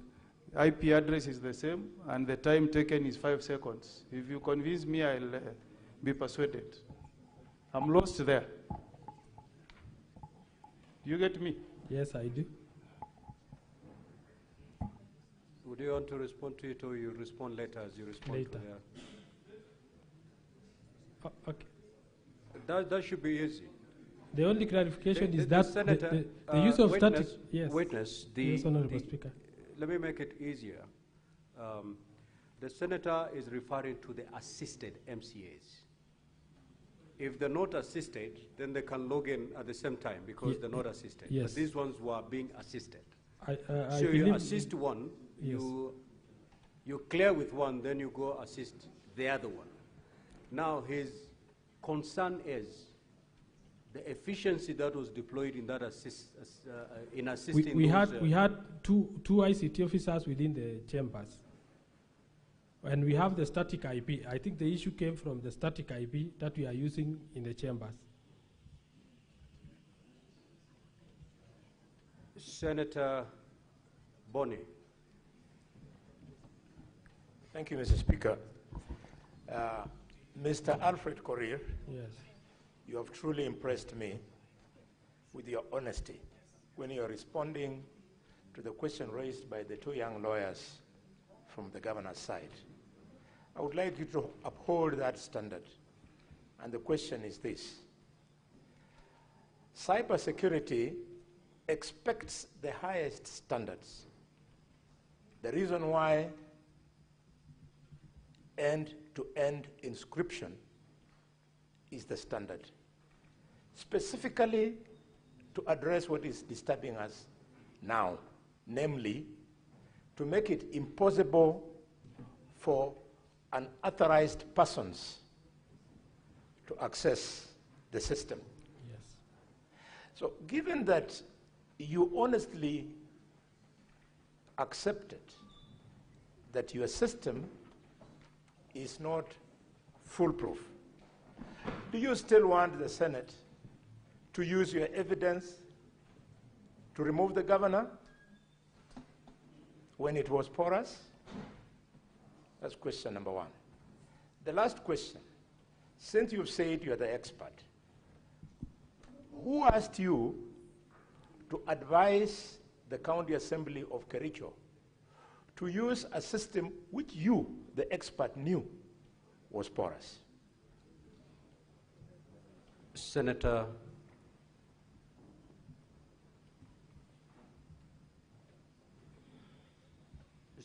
Beatrice Akinyi. Thank you, Your Excellency. The Speaker. Other than policies of the Kericho County, e-voting systems must comply with other national existing legal and regulatory frameworks. Is there any nationally that you think you may not have complied with?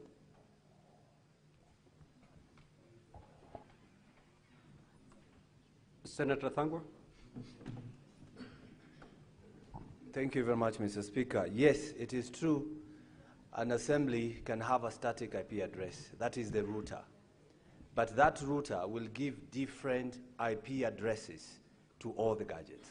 So you cannot have an IP address the same from each gadget. I'm an IP expert, IT expert. My question is, yeah, verified. My question is, it is hypothetical, Mr. Speaker. From the IT department of Kericho Assembly, can you recommend your system to IEBC so that probably they can use this system in the next general election? That's one. And question number 2, Mr. Speaker, question number 2, we have seen that one IP address voted about 8 times, 9 times. My question is to the counsel for the governor. Are these 9 people who are voted for the one who have already done an affidavit to say they were voted for? Those are my questions. But Mr. Speaker, this is a classic case of a proxy voting system. Thank you. Senator Moma. Thank you, Honorable Speaker. To the witness, the matter before the Senate is for us to determine whether there was a valid vote taken in respect of the impeachment of the governor, how many MCS voted, and I would want you to indicate how many MCS were present, how many voted, and can you confirm that nobody voted for any MCA? Is that evidence before us? Senator Kisang, order Senator for Narok County.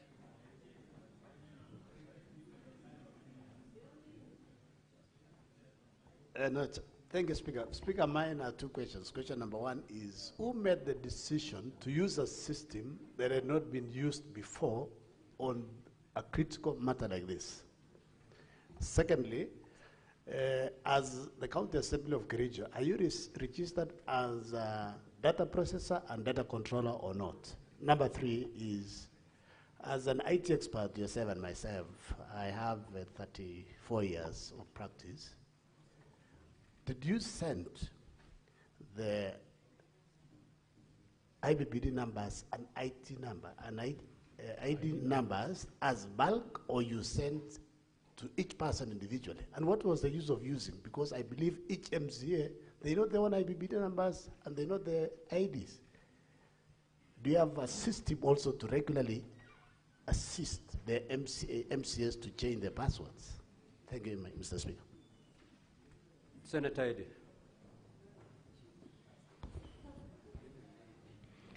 Thank you, Mr. Speaker. The expert in the House, yesterday when you argued on the principles and requirements of a secure e-system, you argued that ID was the best to use for password generation. Yet we know that any member of the public's ID numbers are everywhere in the county documents.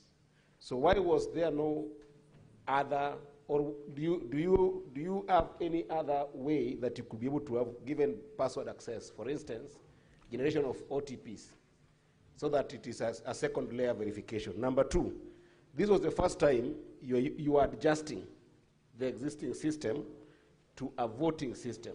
And therefore you say that you designed this system to meet that in the shortest time possible. In an event where Senator Kajwang has asked for us to access the logs, and the governor tried to access the logs, in an event where you cannot share with us that, can you share with us a rational unified process, especially looking at the project duration and software increments that you did? Can you share with us that in this house, or can you take us through your RUP process? Senator Lelegwe.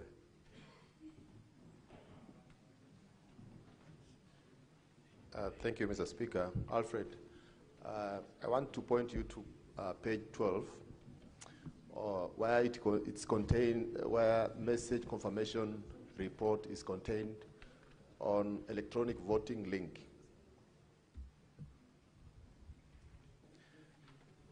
In that page, I wanted you to confirm whether that link is manually or system generated.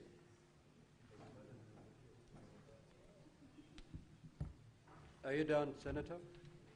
2, if it's system generated, why is entry number 13 a 25-digit number while all others are 24-digit number?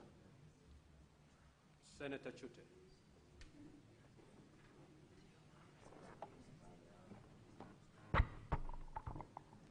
Thank you very much, Honorable Speaker.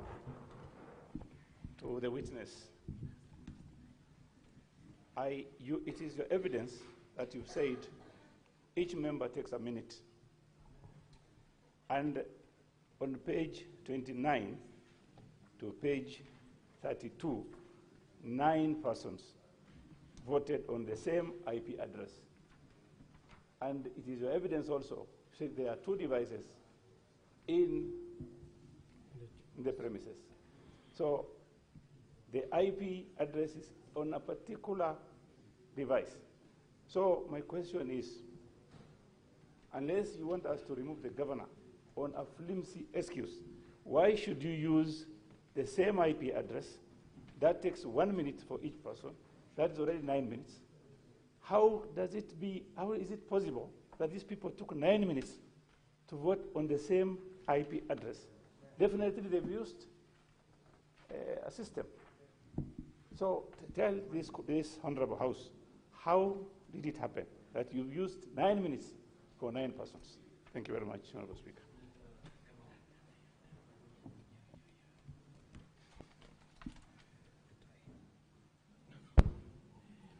Thank you very much, Mr. Speaker. Mr. Speaker, I wanted to know from the witness, for how long have they been using the electronic voting system in the County Assembly of Kericho? That is point number 1. Number 2, I also wanted to know, in the event of system failure, which system have they kept in place to assist the members of County Assembly of Kericho to vote? Thank you, Honorable Speaker.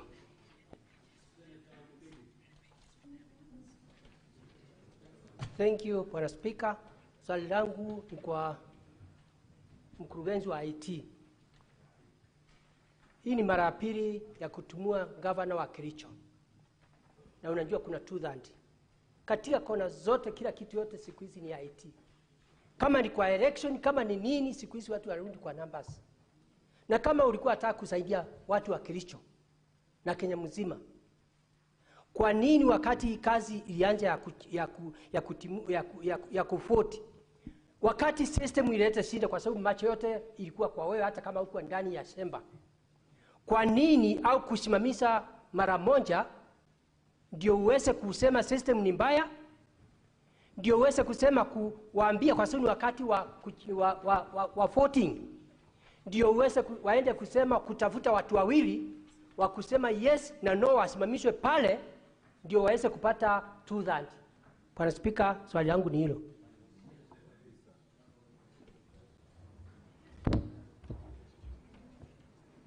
Thank you, Mr. Speaker, for this opportunity.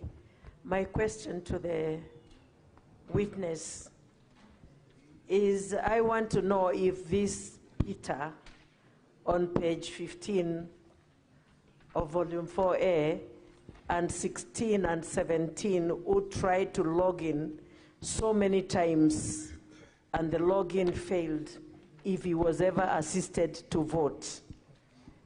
And I would also want to ask, this is a very heavy matter of impeachment, and when we look at the system, it had problems. How come you continued with it and allowed MCS to vote through the same system which had they had difficulties in voting for an impeachment? This is a heavy matter. Thank you, Mr. Speaker. Senator Wamatinga. Thank you very much, Mr. Speaker. My question goes to the IT expert. You know, in the age of cybersecurity, I waited for you to mention what kind of firewalls you had put to ensure that we do not have unlawful intrusion. If you did have such a firewall, would you kindly provide us with the logs that showed that there were people who attempted to log in and they were actually denied entry? The second question is, why was it not easy for you to use randomly generated passwords instead of you designated passwords to the MCAs which could be manipulated? Thank you, Mr. Speaker. Senator Shakila.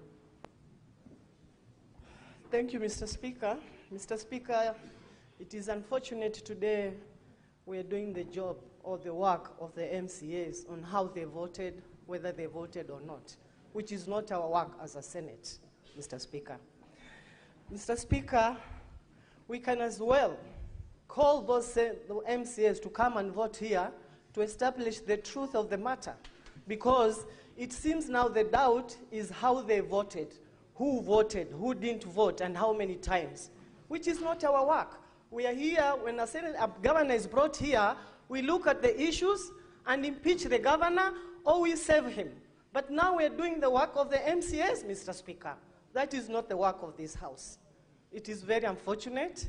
We either bring those MCAs here to vote before the eyes of the senators to establish the truth of the matter and close this case once and for all. Thank you, Mr. Senator Speaker. Wakoli. No question there.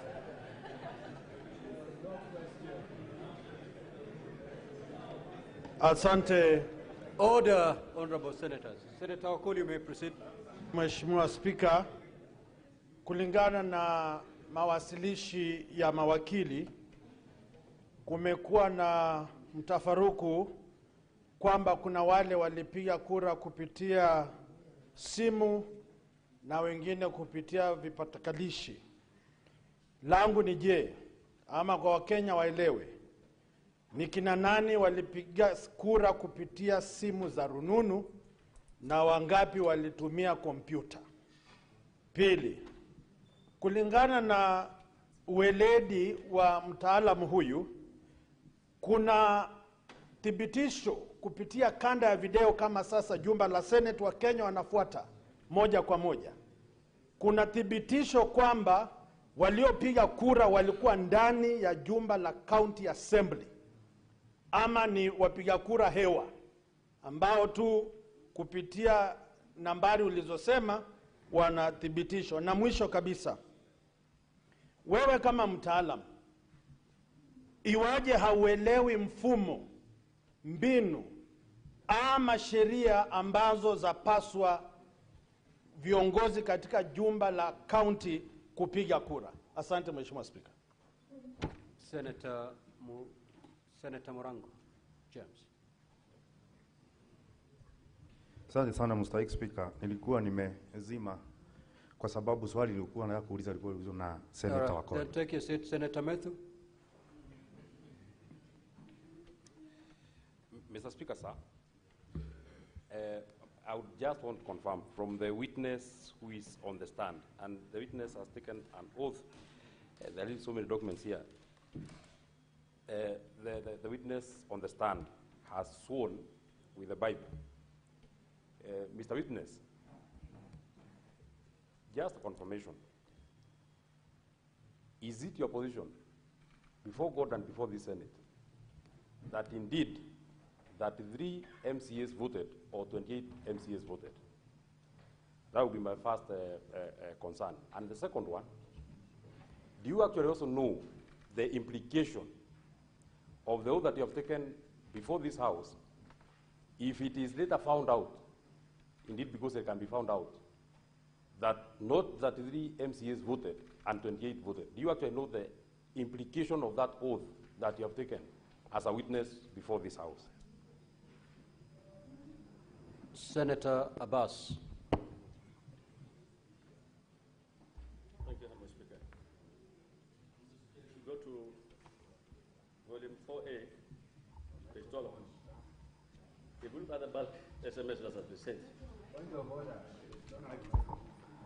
if you look at the bulk of SMS that has been sent, there are 28 out of the 47. So why did the member send, the witness sent only 28 and not 47 as a bulk SMS? 2, you have 47 MCAs, and I think they are all in the chamber at that time. Where are those who abstained and those who have not voted against the governor? Senator Olekina.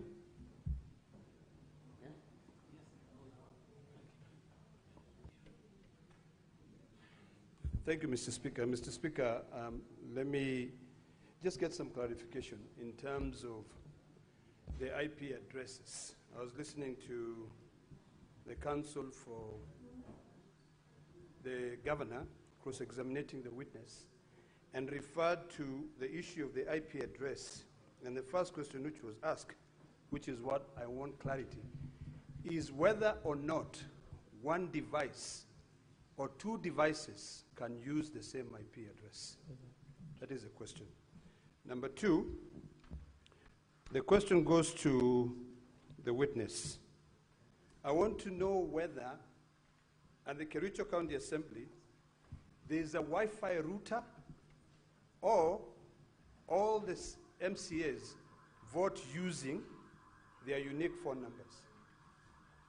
Whether there is one Wi-Fi router that produces one static IP address that is shared among several devices, or whether each of those members of the assembly are using their own phones to be able to vote. And finally, whether the device which was used based on the IP addresses listed on page 29, 30, and 31, the one that you allege were assisted voters, whether the laptop which was used to exercise this vote was sharing the same IP address or the same router or the same Wi-Fi, because I heard you saying that you get fiber from Safaricom.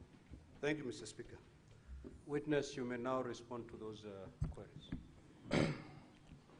Thank you very much, Honorable Speaker and Honorable Senators. I'll start by the question about the Wi-Fi and the users within the Assembly. We have a Wi-Fi that is dedicated to the chambers, and I've said it has a static IP. That's why it's picking exact IP all along. But I'll make my assistant come and clarify very well whether the multiple devices that access. The multiple access using the static IP, I believe the IP can be used by more than one device. So that's why it happened in several pages here. Number two, members use either laptops or their phones to vote, and we are allocated a laptop in the chambers for voting. On the implication of the oath, I understand, Honorable Senator Matthew, that I know the implications, and on the number of MCAs who voted from the system, I can say as an administrator there are 33 votes casted, and the authenticity of the votes, because there are 4 contesting the votes, is what as an expert at the back end, since I was not in the chambers, cannot confirm. When the members take their stand, they will confirm whether they voted or somebody actually voted on their behalf. On confirmation of votes within, that one I think I've talked about. There is an issue about the firewalls, and I can confirm. Mr. Witness, is it possible to mention the question that you are responding to? The senator who asked the question. I didn't note the name of the senators. Oh. So I'll just answer them. So on the password generation, where I used the IDs, that was the easiest method for my honorable members of Kericho County Assembly to remember immediately the ID because of the timelines of 5 minutes. I've realized the Senate has got a voting system that is taking a minute because there are these electronic voting machines. Should they have had the electronic voting machines, it could have been faster. So I was thinking of the best way, they can easily log in and cast their votes with the shortest time possible.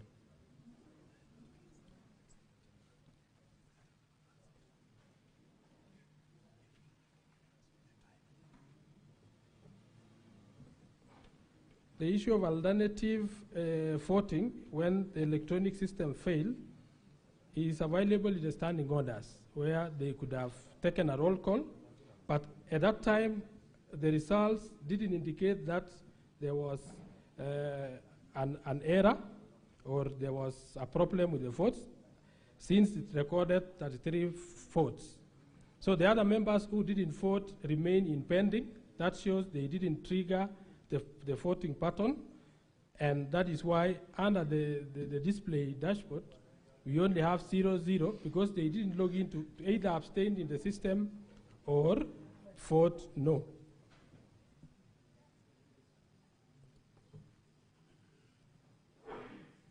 I think I can answer those ones.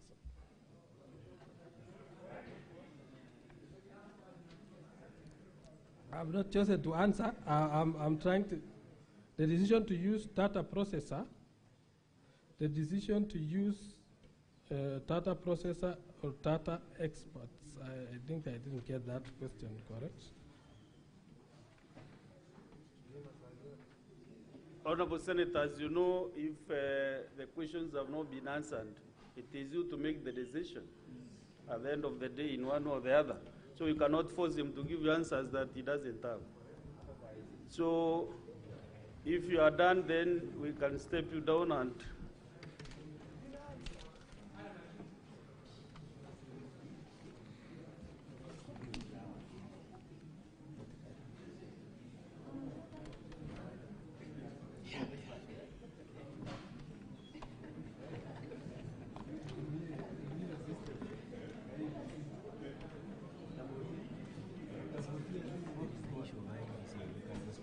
yes, order, Senators, order. Yes, Counsel for the Governor, what is it? Mr. Speaker, sir, there was Order, one question. members. There was one question directed at us by Honorable Karongo on whether the part of the MCAs we are contending did not vote are part of the 9 who were voted using the same IP address. And we want to confirm 3 of them are there. The first one is at page 31, MCA marked as 2022-029-61-110 nominated. That's Edna Chepkemoi. So we are looking at volume 2, page 31. I am looking at the column marked MCAs. Volume 4A, sorry, volume 4A. Or let me use the column of word, page 31, volume 4A. Let me use the column for word. So there is an MCA for Kipkelion, and then below the Kipkelion MCA is nominated. That is the one, the nominated one is Edna Chepkemoi, who was voted for, and the affidavit is at page 128 in volume 1 of the governor's bundle. Then the next MCA is in the column of words is Cheplanget, and that is Hilary Bosuben Kibet. And this affidavit is at page 121 of volume 1. The third one is at page 32 and is the MCA for Kukerwet, Martin Cheruyot Kiplangat, and this affidavit is at page 121 of volume 1. Thank you, Honorable Senators and Mr. Speaker, sir.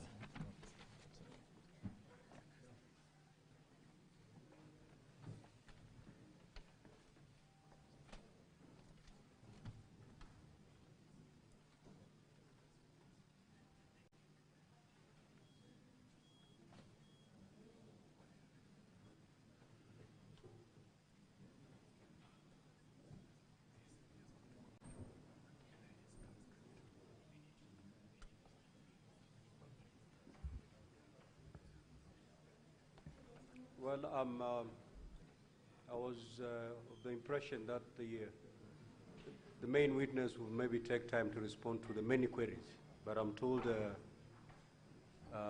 he opted to leave it at that. Okay, so were there any queries directed to any other party other than the witness? So that we proceed. Okay, so then we will.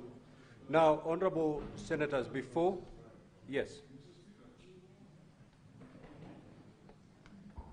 There was a query that I raised, but I thought both parties would respond to it, on whether we should take the logs as they are, considering they were extracted by one party without the involvement of the other party.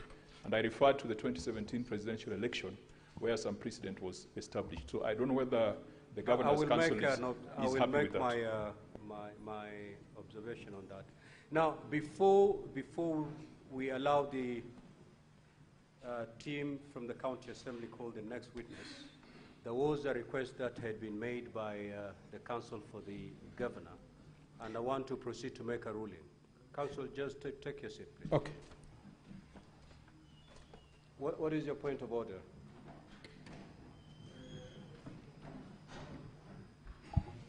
Honorable Speaker, before you make that ruling for the application which was sought by the Governor's Council, Mr. Speaker, in your ruling yesterday, you indicated that Senate will make some determination on threshold before voting on the main impeachment charges. Mr. Speaker, listening to the witness, the examination in chief, the close examination, the examination, and also maybe point of clarification from the senators. Honorable Speaker, before we make this decision tomorrow, whether there was threshold in the County Assembly, we didn't need an expert, Honorable Speaker, to assist us to verify the information that has been brought to this House, Mr. Speaker. You know, the side of the County Assembly, they are defending the voting was right. The other side, the Governor's side, they are also defending their goal that the voting did not go anywhere. So, Mr. Speaker, because the Senate leaders should be assisted, I'm not doing this application to assist either sides, but for the benefit of the Senate of the Republic of Kenya, because tomorrow we'll be making a very, very critical decision whether to allow the impeachment process to proceed, to vote for the impeachment charges or not, Mr. Speaker. Mr. Speaker, we have an ICT authority in Kenya which has very, very informed experts. So, Mr. Speaker, we can get someone who can be able to look at all these ID, IP addresses, all these credentials, so that, Mr. Speaker, as we make our decision, we can make an informed decision. So if we get a neutral expert, then we can be better pleased, Honorable Speaker. Thank you. Now, Honorable Senators, this is my ruling on the request made by the Council for the Governor, and also to address the concerns raised by Senator Kajwang and also the Senator from Meru.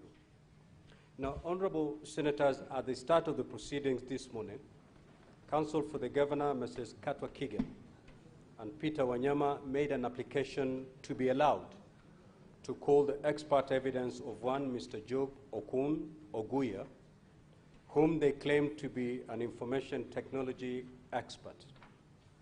Council sought to be allowed to rely on evidence on behalf of the Governor on the report prepared by the said Mr. Oguya on 25th of August 2025 and his affidavit sworn at Nairobi on the 27th of August 2025.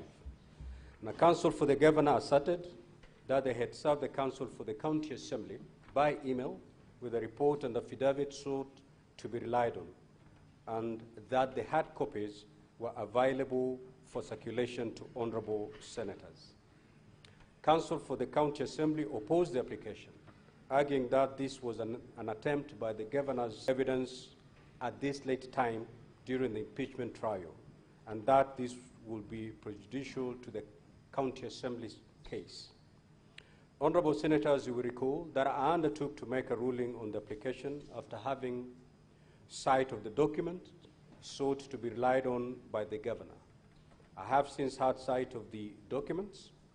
They are contained in a bundle titled Volume 5, His Excellency Eric Kipkoech Mutai Defense, Response, Affidavit of Okun Job Oguya. In the affidavit, Mr. Oguya deposed that he holds a Bachelor of Science, Computer Science degree from Kenyatta University, having graduated in the year 2014, and that he's currently the project consultant Security and Networks at Cyber Hub Systems with the mandate to provide high-level threat detection penetration testing for clients. He further deposed that he was requested to analyze the extracts of the system audit logs, which are contained in Volume 4A of the County Assembly documents, and was also given the affidavit of Mr. Alfred Kimtai Korir, contained in Volume 2 of the County Assembly documents, to make observations on the matter. Honorable Senators, Mr. Oguya deposed that he undertook a cybersecurity audit of Kericho County Assembly electronic voting system and made observations contained in a report, which report was also attached. Now, Honorable Senators recall that yesterday, in disallowing the preliminary objection raised by the governor's side contesting the voting system and the threshold of the vote at the Kericho County Assembly, I ruled, among other things, that no summary determination of this matter is possible without these witnesses taking the stand to give evidence and being subjected to cross-examination in the usual manner. I further ruled that the only way for the Senate to determine this question is to receive evidence on the matter, evaluate the same, and make a finding one way or the other on the preponderance of evidence. Now, Honorable Senators, Rule 10 of the Rules of Procedure for Hearing and Determination of the proposed removal from office by impeachment of a governor provides as follows. The Senate may, at the request of the County Assembly or the governor, invite or summon any person to appear and give evidence before the Senate. Rule 2 of the said rules make it very clear that the impeachment proceedings are an investigation to determine whether the particulars of the allegations against the governor have been substantiated. Now, Honorable Senators, on the basis of the importance of the question on the voting system and the voting process that was undertaken, and noting the ruling that I made yesterday, and on the strength of Rule 10 of the Rules of Procedure, I will allow the application by counsel for the governor to admit the affidavit by Mr. Job Okun Oguya and his report on the cybersecurity audit on the Kericho County Assembly electronic voting system. I find that the opposition by the County Assembly to the application is outweighed by the need for the Senate to get to the root of the voting system and the voting process. No prejudice will be suffered by the County Assembly if the Senate establishes the truth on this matter. I also note that for similar reasons yesterday, I allowed the County Assembly's application to provide documentation which had been referred in its submitted documents but had not been attached. Now, Honorable Senators, in allowing the governor to call its expert witness, I direct that the governor's side will have to accommodate the witness within its time as already allocated. The evidence of the witness will also be limited to matters raised in the evidence of the County Assembly. The witness will be subject to cross-examination in the usual manner. Honorable Senators, I also wish to make an additional ruling on this matter. It has become apparent from hearing the evidence so far adduced in this case and the examination, cross-examination, and re-examination of Mr. Alfred Korir Kimtai, Head of Information Communication and Technology, Kericho County Assembly, as well as the request by the governor's application to call the expert witness, that the Senate requires neutral, impartial, and dispassionate advice on the matter away from the witnesses of the parties. Indeed, this was referred to by Senator Moses Kajwang, MP, when seeking clarification from the County Assembly witness. Senator Kajwang reminded the Senate of its power to summon any person to assist it in its investigation in an impeachment process. The Senate has indeed invoked this jurisdiction before. For this reason, therefore, I direct the Office of the Clerk to immediately contact the Information Communication Technology ICT Authority of Kenya and request the authority to provide the Senate with 2 ICT experts to come and assist the Senate in this matter. I direct that the Office of the Clerk provides facilities for the 2 experts from the ICT Authority to sit with the head of ICT of Kericho County Assembly and the ICT expert called by the governor, together with the representatives, whether council or otherwise, of the county assembly and the governor, and for the experts from the ICT authority to prepare a report for consumption of the Senate. The report, which must be brief and concise, should be submitted to the office of the clerk of the Senate not later than 6 p.m. today, Thursday, the 28th of August, 2025, and must answer the following questions. 1, did an electronic voting process take place using the system? 2, is the number of MCAs who voted on the impeachment of the governor verifiable? Number 3, was it possible for any MCA or any other person who had a link to vote on the motion on behalf of an MCA or another MCA? Number 4, how many MCAs voted in the affirmative on the motion to impeach the governor? Number 5, is there any evidence of multiple voting or other compromise of the voting system and or impropriety in the voting system or process? It is so ordered. Next witness. You may, Setaboni. Mr. Speaker, I thank you for that. And my mind is telling me there is something that the parties might lose if we only receive a written response to the issues you have raised. It might offer them a better opportunity, Mr. Speaker, if we allow that expert takes the witness stand, so that besides responding to the 5 issues you've raised, the parties be given an opportunity to interrogate him further. I believe if we do that, we'll better be enriched, Mr. Speaker.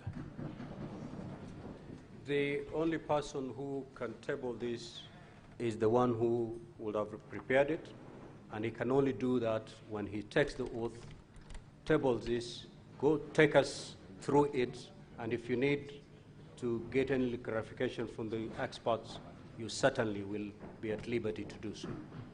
Thank you. Next witness. So, Mr. Speaker, before the next witness comes, may I request that you direct the governor's side to give us a copy of their expert affidavit and report? We don't have it.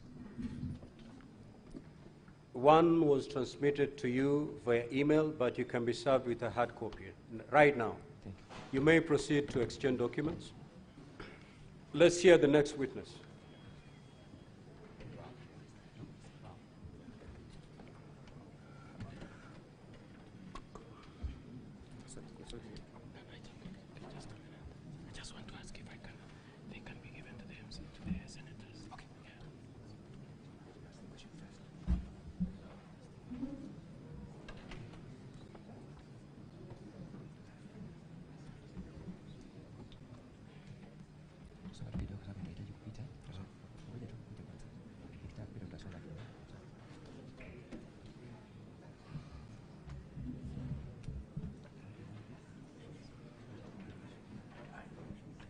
Yes, Counsel for Governor. Mr. Speaker, I was requesting if the hard copies of the said report can be given out to the honorable senators. Absolutely. Thank you very much.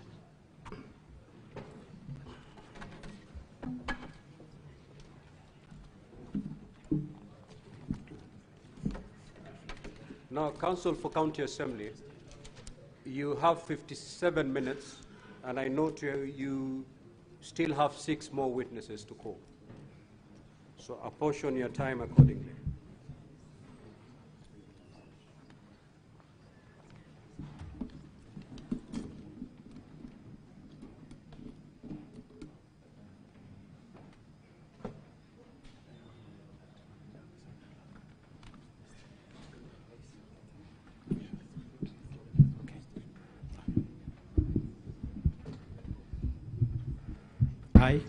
I, Kipko H. Albert, do solemnly swear that the evidence that I shall give before the Senate in respect of the matters before the Senate shall be the truth, the whole truth, and nothing but the truth.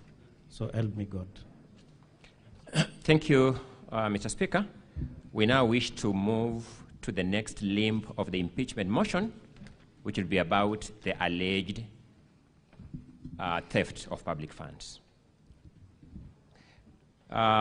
Tell the Senate your full name. Thank you. My name is Albert Kipkoech. Where do you live? I live in Kericho, a place called Kaitui. in Soin Sigawet sub-county. What do you do for a living? I'm a member of Kericho County Assembly representing Soliat Ward. I understand that means you are an elected member of Kericho County Assembly? Yes, I'm an elected member. What other roles do you discharge officially within Kericho County Assembly? Okay, at the Kericho County Assembly, I'm a chair on on budget appropriation committee. I'm chairing that committee at the Kericho County Assembly. Is there any other committee you may have chaired or been a member of in that county assembly?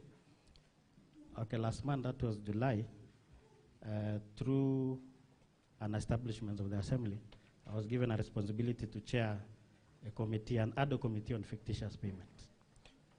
I didn't get the name of the committee, the ad hoc committee? Ad hoc committee on fictitious payment. Thank you so much. So we wish to now move to that committee on fictitious payment. Did that committee do its work as established? Yes, we were given a mandate, and that mandate is in my affidavit, paragraph 8. And the first thing that we did... Allow me to put the question. So let me take you a step further and ask this question as follows. Have you presented an affidavit before the Senate? Yes. It is in volume 2. Are you able to give us the page? Is that the affidavit at pages 51 to 78 of volume 2? Yes. Do you stand by the contents of the affidavit at pages 51 to 78 of volume 2? Yes, I stand. Allow me then to briefly move to the mandate of that committee. What made that committee to be established as an ad hoc committee? Okay, on 10th July 2025, His Excellency Deputy Governor Fred Kirui wrote a letter to the Assembly on issues on financial impropriety. And that is what made the County Assembly to establish an ad hoc committee. Thank you so much. Let's go to how you discharged your mandate as a committee. How did you get or take evidence as a committee? The first thing that we did is that we invited witnesses, and it is in paragraph 9 of my affidavit. And the first witness was Deputy Governor. Because we don't have time, just give us the list of the witnesses. The senators will read for themselves. Just give us the list. Okay, the first list, the first person was Deputy Governor. It is in volume, the invitation letter is in volume 4, page 221. The second person was CC Finance, Jackson Rob. It is also in volume 4, page 222. The third person was Gillian Soy, Director of Procurement. The fourth person was Betsy Jebet, CEO Agriculture.